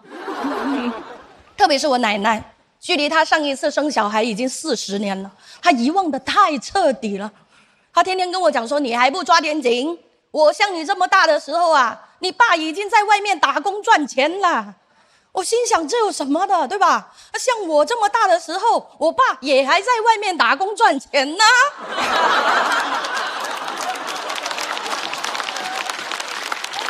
我肯定不能这么说嘛。然后我就跟他讲，我说奶奶，我不敢生啊，生孩子太痛了。他说痛你就少生点嘛，生3个就好了。我说奶奶，你是不是对少有什么误解啊？他说3个还不少。我生了6个啊！我说奶奶你真牛啊！他一个人就把3胎政策实行了2遍了。他最近更严重了，他已经不仅仅是遗忘了，他开始捏造了。他跟我讲，他说生孩子好简单，打个喷嚏就出来了。他说那你爸就是我亲自接生的。我说啊。他说他怀我爸那会儿家里条件不是很好，他每天都要干农活。有一天他上山砍柴，走到一半肚子痛，他找了个茅草屋就自己解决了。我说奶奶，你这个牛吹的有点过了，我就当你是真的，我就当你真的可以自己分娩出来啊。那脐带呢？你用牙咬啊！我说完之后，奶奶超生气的，她说你从小到大就是这样啊，从来不认真听我讲话。我刚刚说什么啊？我上山砍柴呀。但我奶奶还是挺会想办法的。她前2天给我打电话，她说好消息，现在已经有无痛分娩了。我赶紧上网查了一下，所谓的无痛分娩，它不是说整个生育过程没有任何痛苦，它是说在你自然分娩的时候，在你子宫口张开到3指左右的时候，在脊椎这打麻药，然后让疼痛达到可以忍受的地步。朋友们，你们认真听一下这句话，让疼痛达到可以忍受的地步，这就不叫无痛，对吧？你不可能说，喂，大哥，我最近发明了一个无痛大逼斗，你要不要试一下？大哥说无痛的，我没试过哦。然后我一扒过去，你说哎痛哎，我说对呀，但是你可以忍受啊，对吧？然后我前2天跟我脱口秀圈的闺蜜吐槽了这个事，我说好烦呐，生孩子好痛啊，怎么办呢？然后我闺蜜就跟我讲，她说那你不生不就好了吗？我说啊，还可以不生的吗？就是我还在那考虑痛不痛，她已经在那里考虑生不生了。就是朋友们，我发现我好像有点跟不上时代了，你知道吧？就是我还在那讨价还价。我说如果不能让我上主桌的话，我能不能做孩子那桌啊？我吃很少的。我姐妹站起来就把桌子掀了，一边掀一边说我没得吃，你们也没得吃，就剩我一个人站在那拿着碗说啊没得吃啦。他看我一脸迷茫，他就特别认真的跟我讲，他说虎牙，你清醒一点呐，人生是旷野，不是轨道。我说啊，可是我一直以为我是辆火车啊。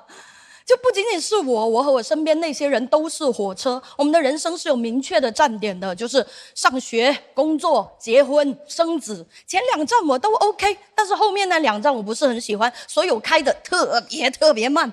我身边那些火车哗啦啦就开过去了，有的车上载满了小孩，有的开着开着换了个轨道，回来又载满了小孩，对吧？所以当他跟我讲，他说人生不是轨道是旷野的时候，我真的会懵，我真的不知道该怎么办。但是朋友们没关系啊，说可能我一时半会真的不知道该怎么办，但是我至少我知道了，我不是辆火车，我是虎牙。谢谢大家。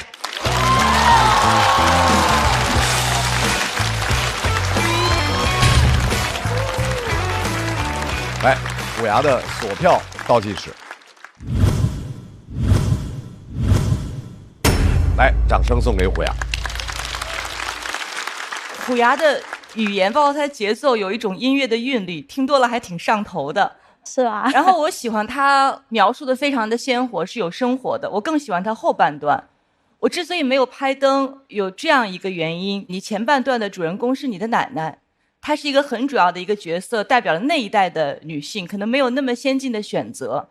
她在这个整个的叙事当中，它不应该作为我们的反面，它应该作为我们的过去。但我其实特别喜欢你后面关于什么旷野火车，然后轨道，尤其是他开出别的轨道，再回来又是一车小孩，这些是我喜欢的，这些是更有力的，是更能够直指那些让我们感受到这种不仅是生理还有心理疼痛的那些原因。所以我觉得应该把很多的这个力量从奶奶那儿拽过来，往那边走。这个内容的平衡比例，我觉得再打磨一下会更好。掌声送给虎牙。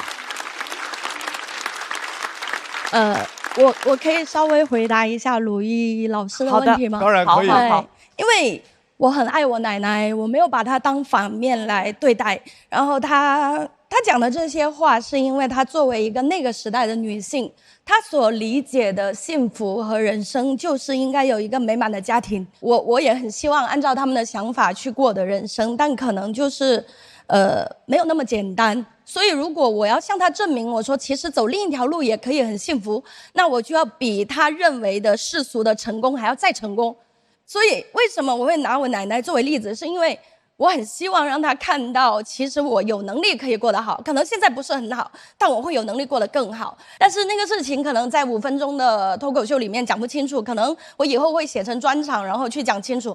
就是这是第一步。谢谢鲁豫老师，谢谢，谢谢虎牙，谢谢虎牙。来，和梦洁一起稍微休息。我很希望把我们这种就是女性对女性之间的这种传承写在我的专场里面。我人生中最重要的2位女性就是我的奶奶跟我的姑姑。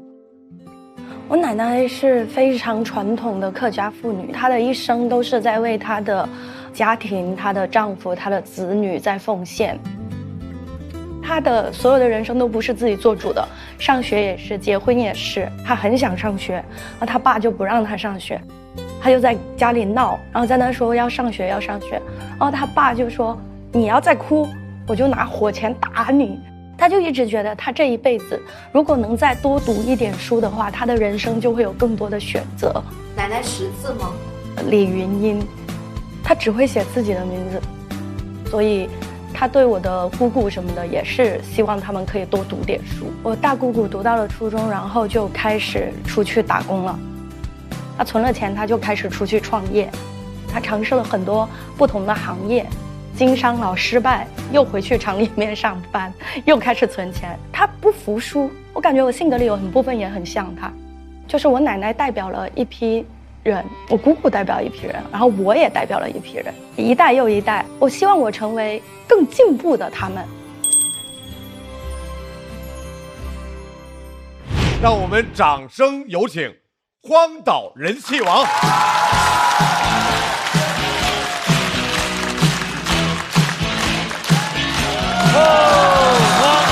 荒岛。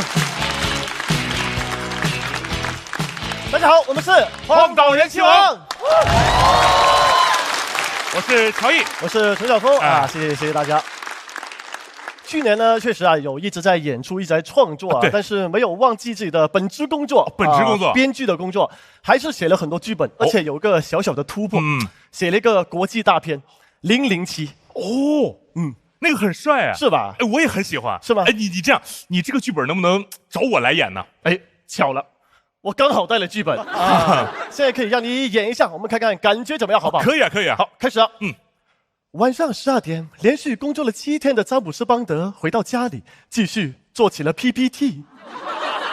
你说的是哪种007啊？邦德，知名英国特工，干的都是那种很危险的工作。对呀，这种强度的工作不危险吗？随时会猝死耶。那你没有什么秘密任务之类的吗？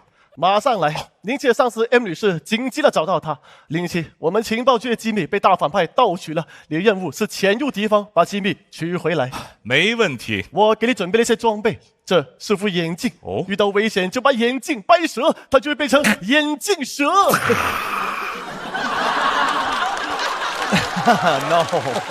No， 我好烂啊，这个梗。007嘛，都会有一些英式幽默。英式幽默用中文谐音梗。反正现在准备好东西了啊，我们收到线报，大反派正在举办酒会，于是007假装宾客潜入了酒会，你优雅地走到吧台，跟酒保说：“来一个大绿棒子。”喝啤酒啊？邦德在这种场合一般点的都是 Martini。对，你走到吧台点了一杯 Martini， 然后来了一个小旋风。Martini 我怎么炫？你看还是得大绿棒子吧？咱就非得小旋风吗？当然，这时候酒保看着你也来了个小旋风。你就是007吧？我是你的接头人。小旋风是接头暗号啊！你只要去个东北的饭馆，你都不知道该跟谁接头吧？到酒保台去了啊！我一直潜伏在这里，我已经打听到了情报局的机密就在地下1层。好，让我们现在就去地下1层。007找到了一个电梯，接下来就是经典的解谜桥段了。来吧，负1层、B1层和 LG 1层，哪一层才是地下1层？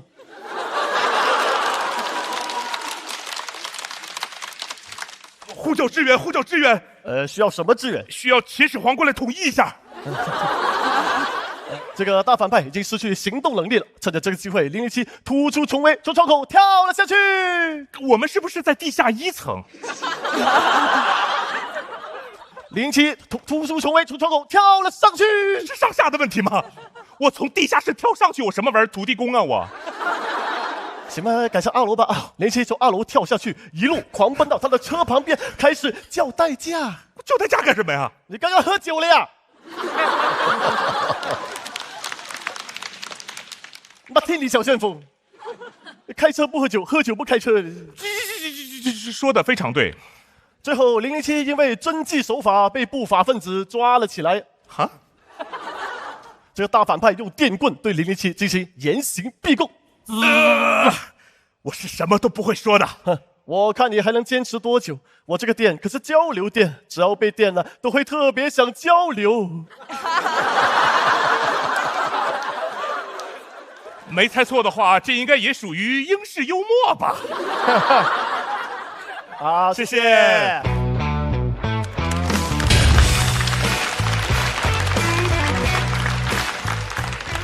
掌声送给荒岛人气王。我来替大家说两句，在看你们演出的过程当中，大佬说的话啊。大佬刚才突然拉着我，悄悄地说：“哎，这1年的过程，他们俩是老了吗？”我说：“此话怎讲？”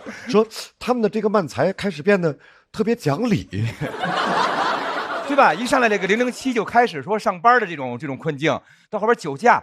就是非常的希望007能够250，但是007一直非常讲理这件事儿，让我就没有到那个嗨点上啊。就是要很诚恳的跟大老师说一声对不起了啊，有点辜负大老师的期待了，有点辜负大老师的期待。我们出场的时候，大老师还站起来，很对开心。就是这一次的表演确实没有达到他的预期，首先就很对不起。好的，我们把热烈的掌声再次送给荒岛人气王。同时，我们也要把虎牙和梦洁请到台上。这是我们全期节目唯一一次1v1 V1。3组选手的票数情况是：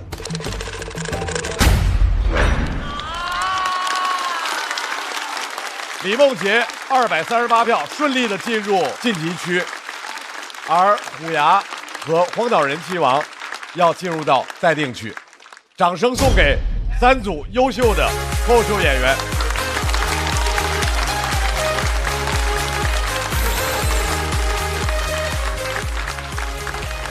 虎牙超棒，厉害，超棒！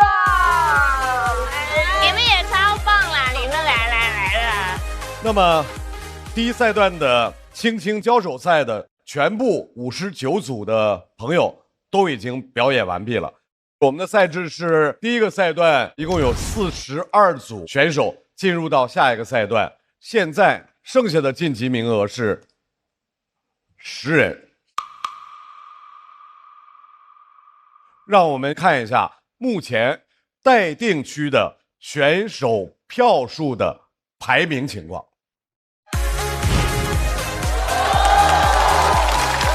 恭喜哈哈草火锅、小雪、小块、瑞瑞、Echo、菜菜、张俊、二哥、阿修，恭喜10位进入到晋级区。我以为我是意难平了，我都。哇，好惊喜，看到你晋级的那一天。真的吗？我也是。因为我算了，因为我们数学不好，算错了，以为我也是算错了。反正都安慰了这半天了，这种有点失而复得的感觉。是的。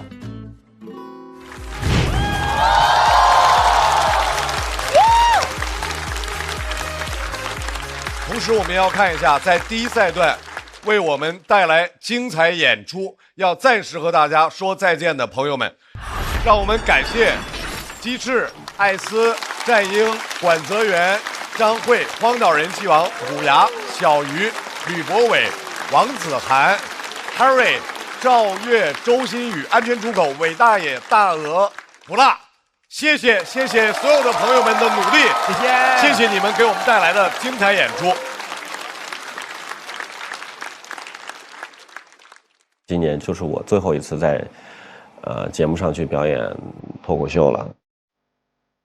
那我肯定希望它是一个还算漂亮的收尾，但是我后来想想，我觉得带着遗憾离开也挺好。我们是最后一组目送着一位一位的朋友离开这个房间去比赛，没想到一离开就是永远舍不得离开。对，对不起，让大家失望。没有好作品就不该来，这种感觉。我有可能就没准备够好。我自己非常怀疑自己的时候，其实也总归还是有一些观众他们是没有放弃我的。我觉得只是暂时没有赢而已。真的很开心，感觉做了一场很华丽、很漂亮、很不真实的美梦。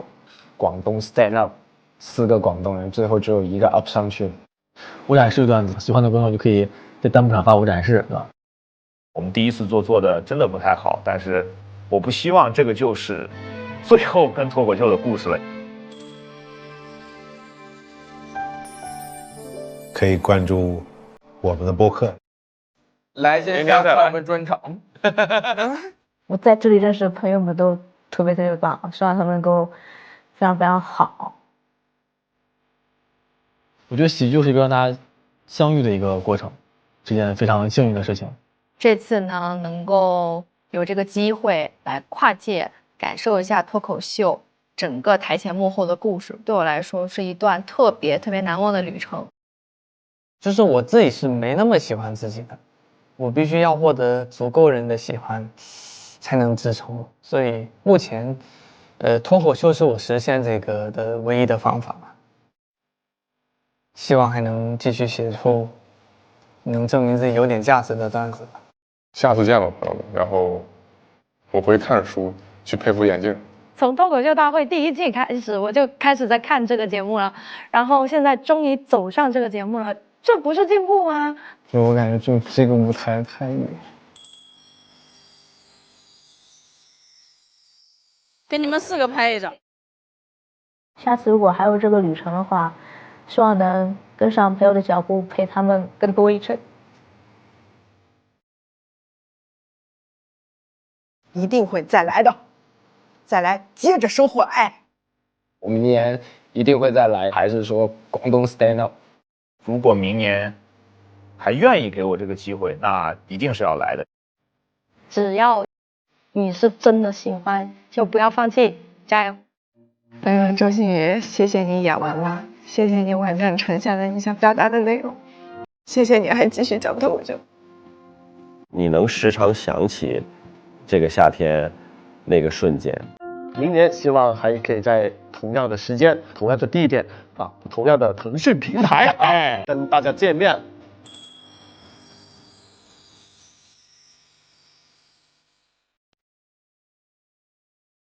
脱口秀活动的朋友们，第1赛段的青青交手赛到这里就全部结束了。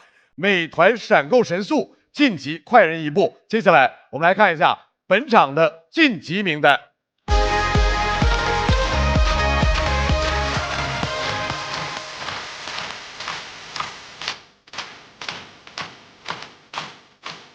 在再次恭喜所有听节的朋友们，想来现场体验线下脱口秀演出的快乐吗？超多的演出等着你来。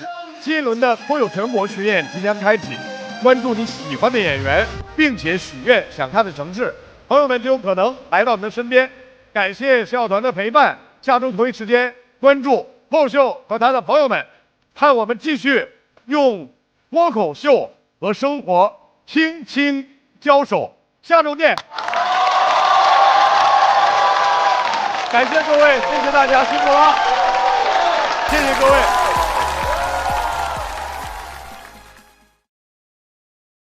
今天这个表演对我来讲，其实也是一个挺特殊的一个表演，因为我这次来脱口秀，然后我这次也是在现场，就是想要去感受这个脱口秀的能量嘛。然后在这个舞台上，因为感受到了很多有越来越多的这样的女性演员的出现，也听到了很多不同的这个女性的故事、女性的声音，所以呢，今天要演唱这首歌曲呢，也是一首新歌，它的名字叫做《冬泳》。那这首歌呢，我也不只是为女演员唱的，那也是为曾经就是跃入河中的很多女性而唱的一首歌，把这个冬泳带给大家。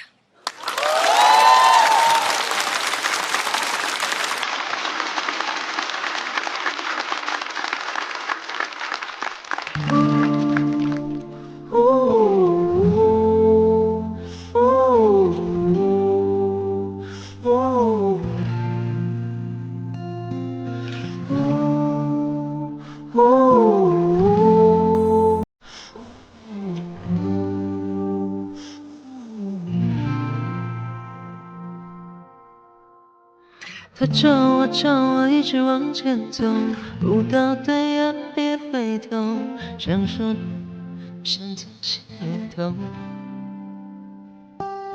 叫我盖上红盖头，不过几十年春秋，不习惯了就别无可求。说自的可必须让梦一场空，我拼命呼吸，生与死我都会有到底，我终会逃离，测昏迷我的写主题，注定得要另一我的命运。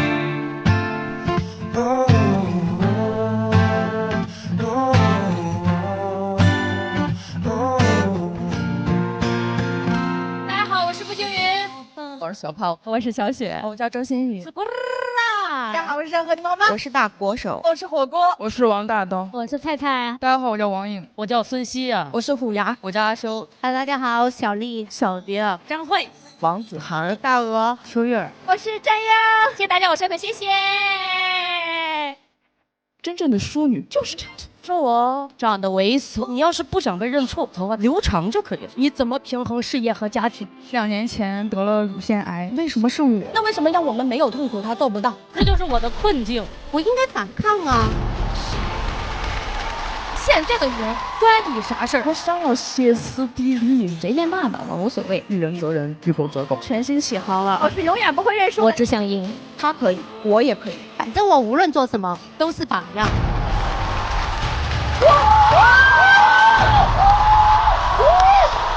漂亮！只能是我们自己拯救自己，该往前冲一定会往前冲，勇敢的站住。我就是女生，百花齐放的女生，你肯定什么都是最好的，输了能怎么样嘛？我也不怕输，但我知道我会赢，我想怎么活就怎么活。只是想那条河。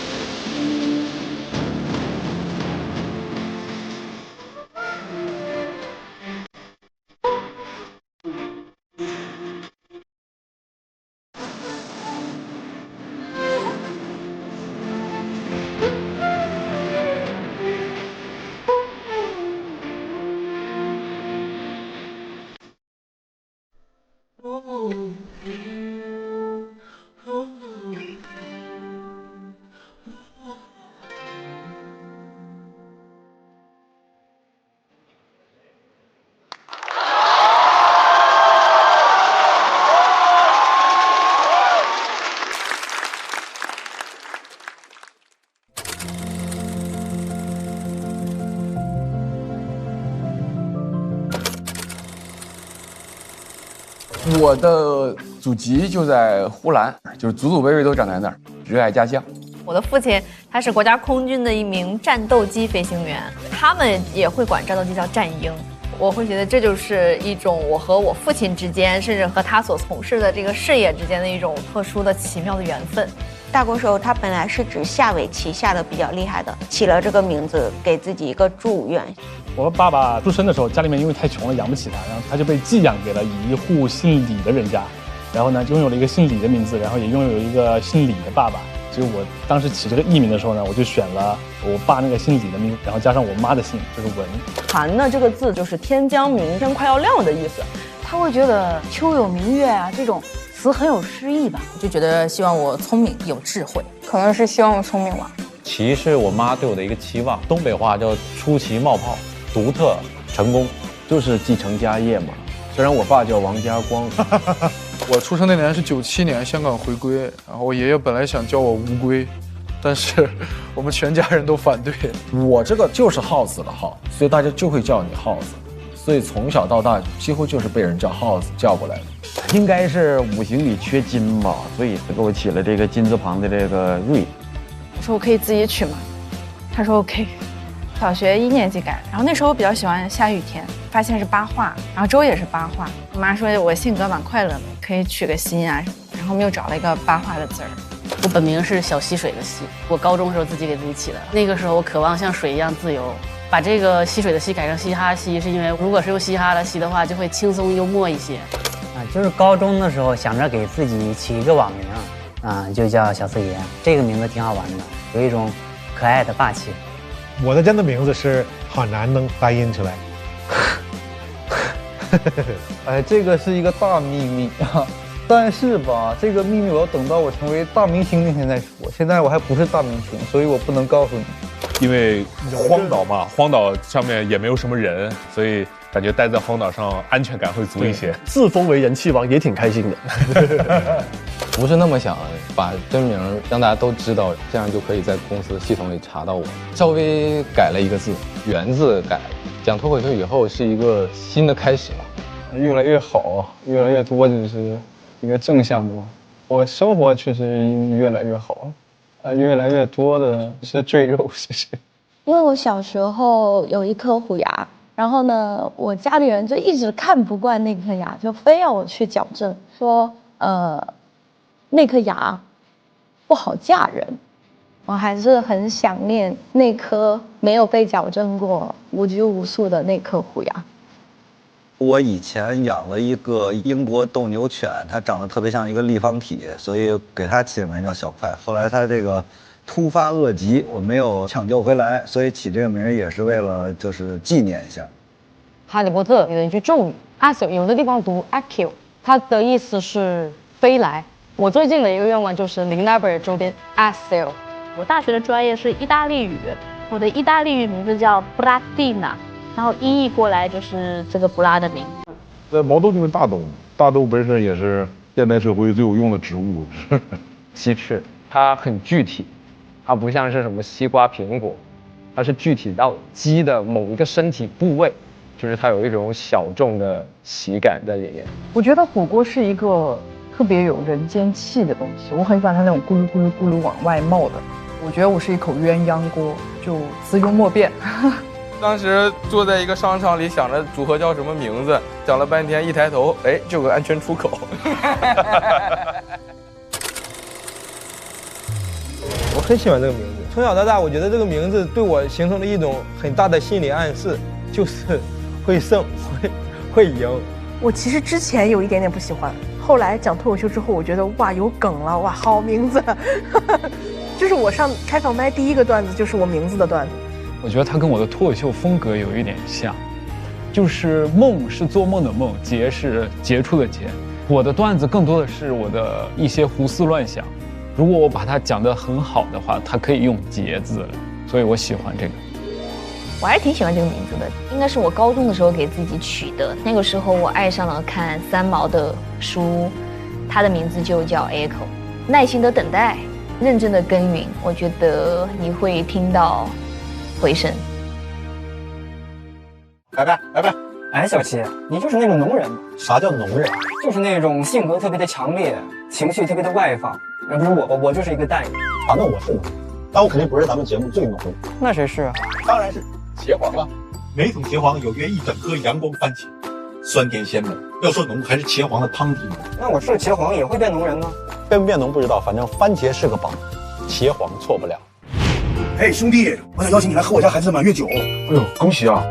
但是我最近刚被书生伤到了，我想静一静。你不想来看看孩子吗？看照片就行。你不想来跟大家聚一聚吗？打视频就行。哎，真可惜。我还特意准备了大家都喜欢的国民白酒老村长，真正纯粮酒，好喝不上头。看来只能自己喝喽。Let's go, my bro！ 带上我们的 Uncle 啦，让生活更开心。不开玩笑，美团闪购马上就到。感谢快乐不止一点点的下一代购物方式美团闪购冠名播出。番茄是个宝，茄黄错不了。感谢约1颗阳光番茄在里面的茄黄联合赞助播出，让生活更开心。感谢国民白酒老村长特约赞助播出，96倍乳黄金，续航母源自护力。感谢守护宝宝闪耀成长的 A2 紫药 HMO 婴幼儿奶粉赞助播出。找回状态，脉动回来。感谢随时随地帮你 call back 好状态的脉动行业赞助播出。聊天就要吃乐事，分享美味，快乐加倍。感谢片片薄脆，乐事不停的乐事赞助播出。真好笑，真有机。本节目由3方认证真有机的海天有机赞助播出。我们这个赛段叫做矛与盾之战。本赛段42组选手，30个晋级名额。如果票数大于等于290票，将直接晋级。票数最低的12位将在本轮结束之后告别这个舞台。站吧我。我觉得跟一个强的比，可以让自己变得更好。我觉得节目嘛，就是强的打强的，还挺好看。不开玩笑，美团闪购马上就到，感谢30分钟好货到手的美团闪购冠名播出。番茄是个宝，茄黄错不了，感谢约1颗阳光番茄在里面的茄黄联合赞助播出，让生活更开心。感谢国民白酒老村长特约赞助播出。96倍乳黄金续航母源自护力，感谢守护宝宝闪耀成长的 A2 紫药 HMO 婴幼儿奶粉赞助播出。找回状态，脉动回来，感谢随时随地帮你 call back 好状态的脉动行业赞助播出。聊天吃乐事，分享更快乐。本节目由片片薄脆乐事不停的乐事赞助播出。真好笑，真有机。本节目由3方认证真有机的海天有机赞助播出。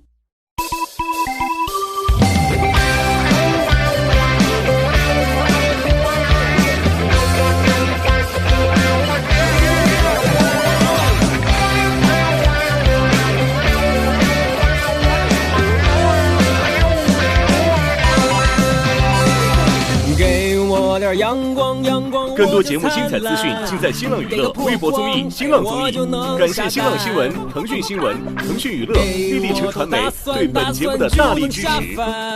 谁都拦不住我，都我自己玩。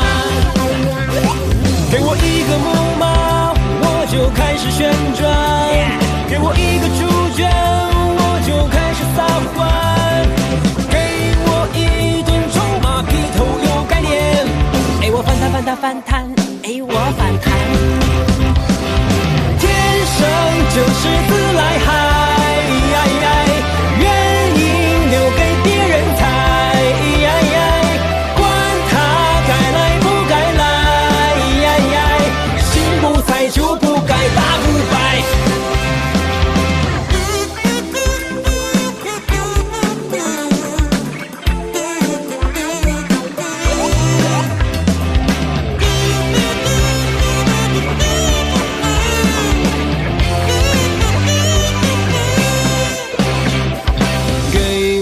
颜色，我偏不看，给包鲜艳。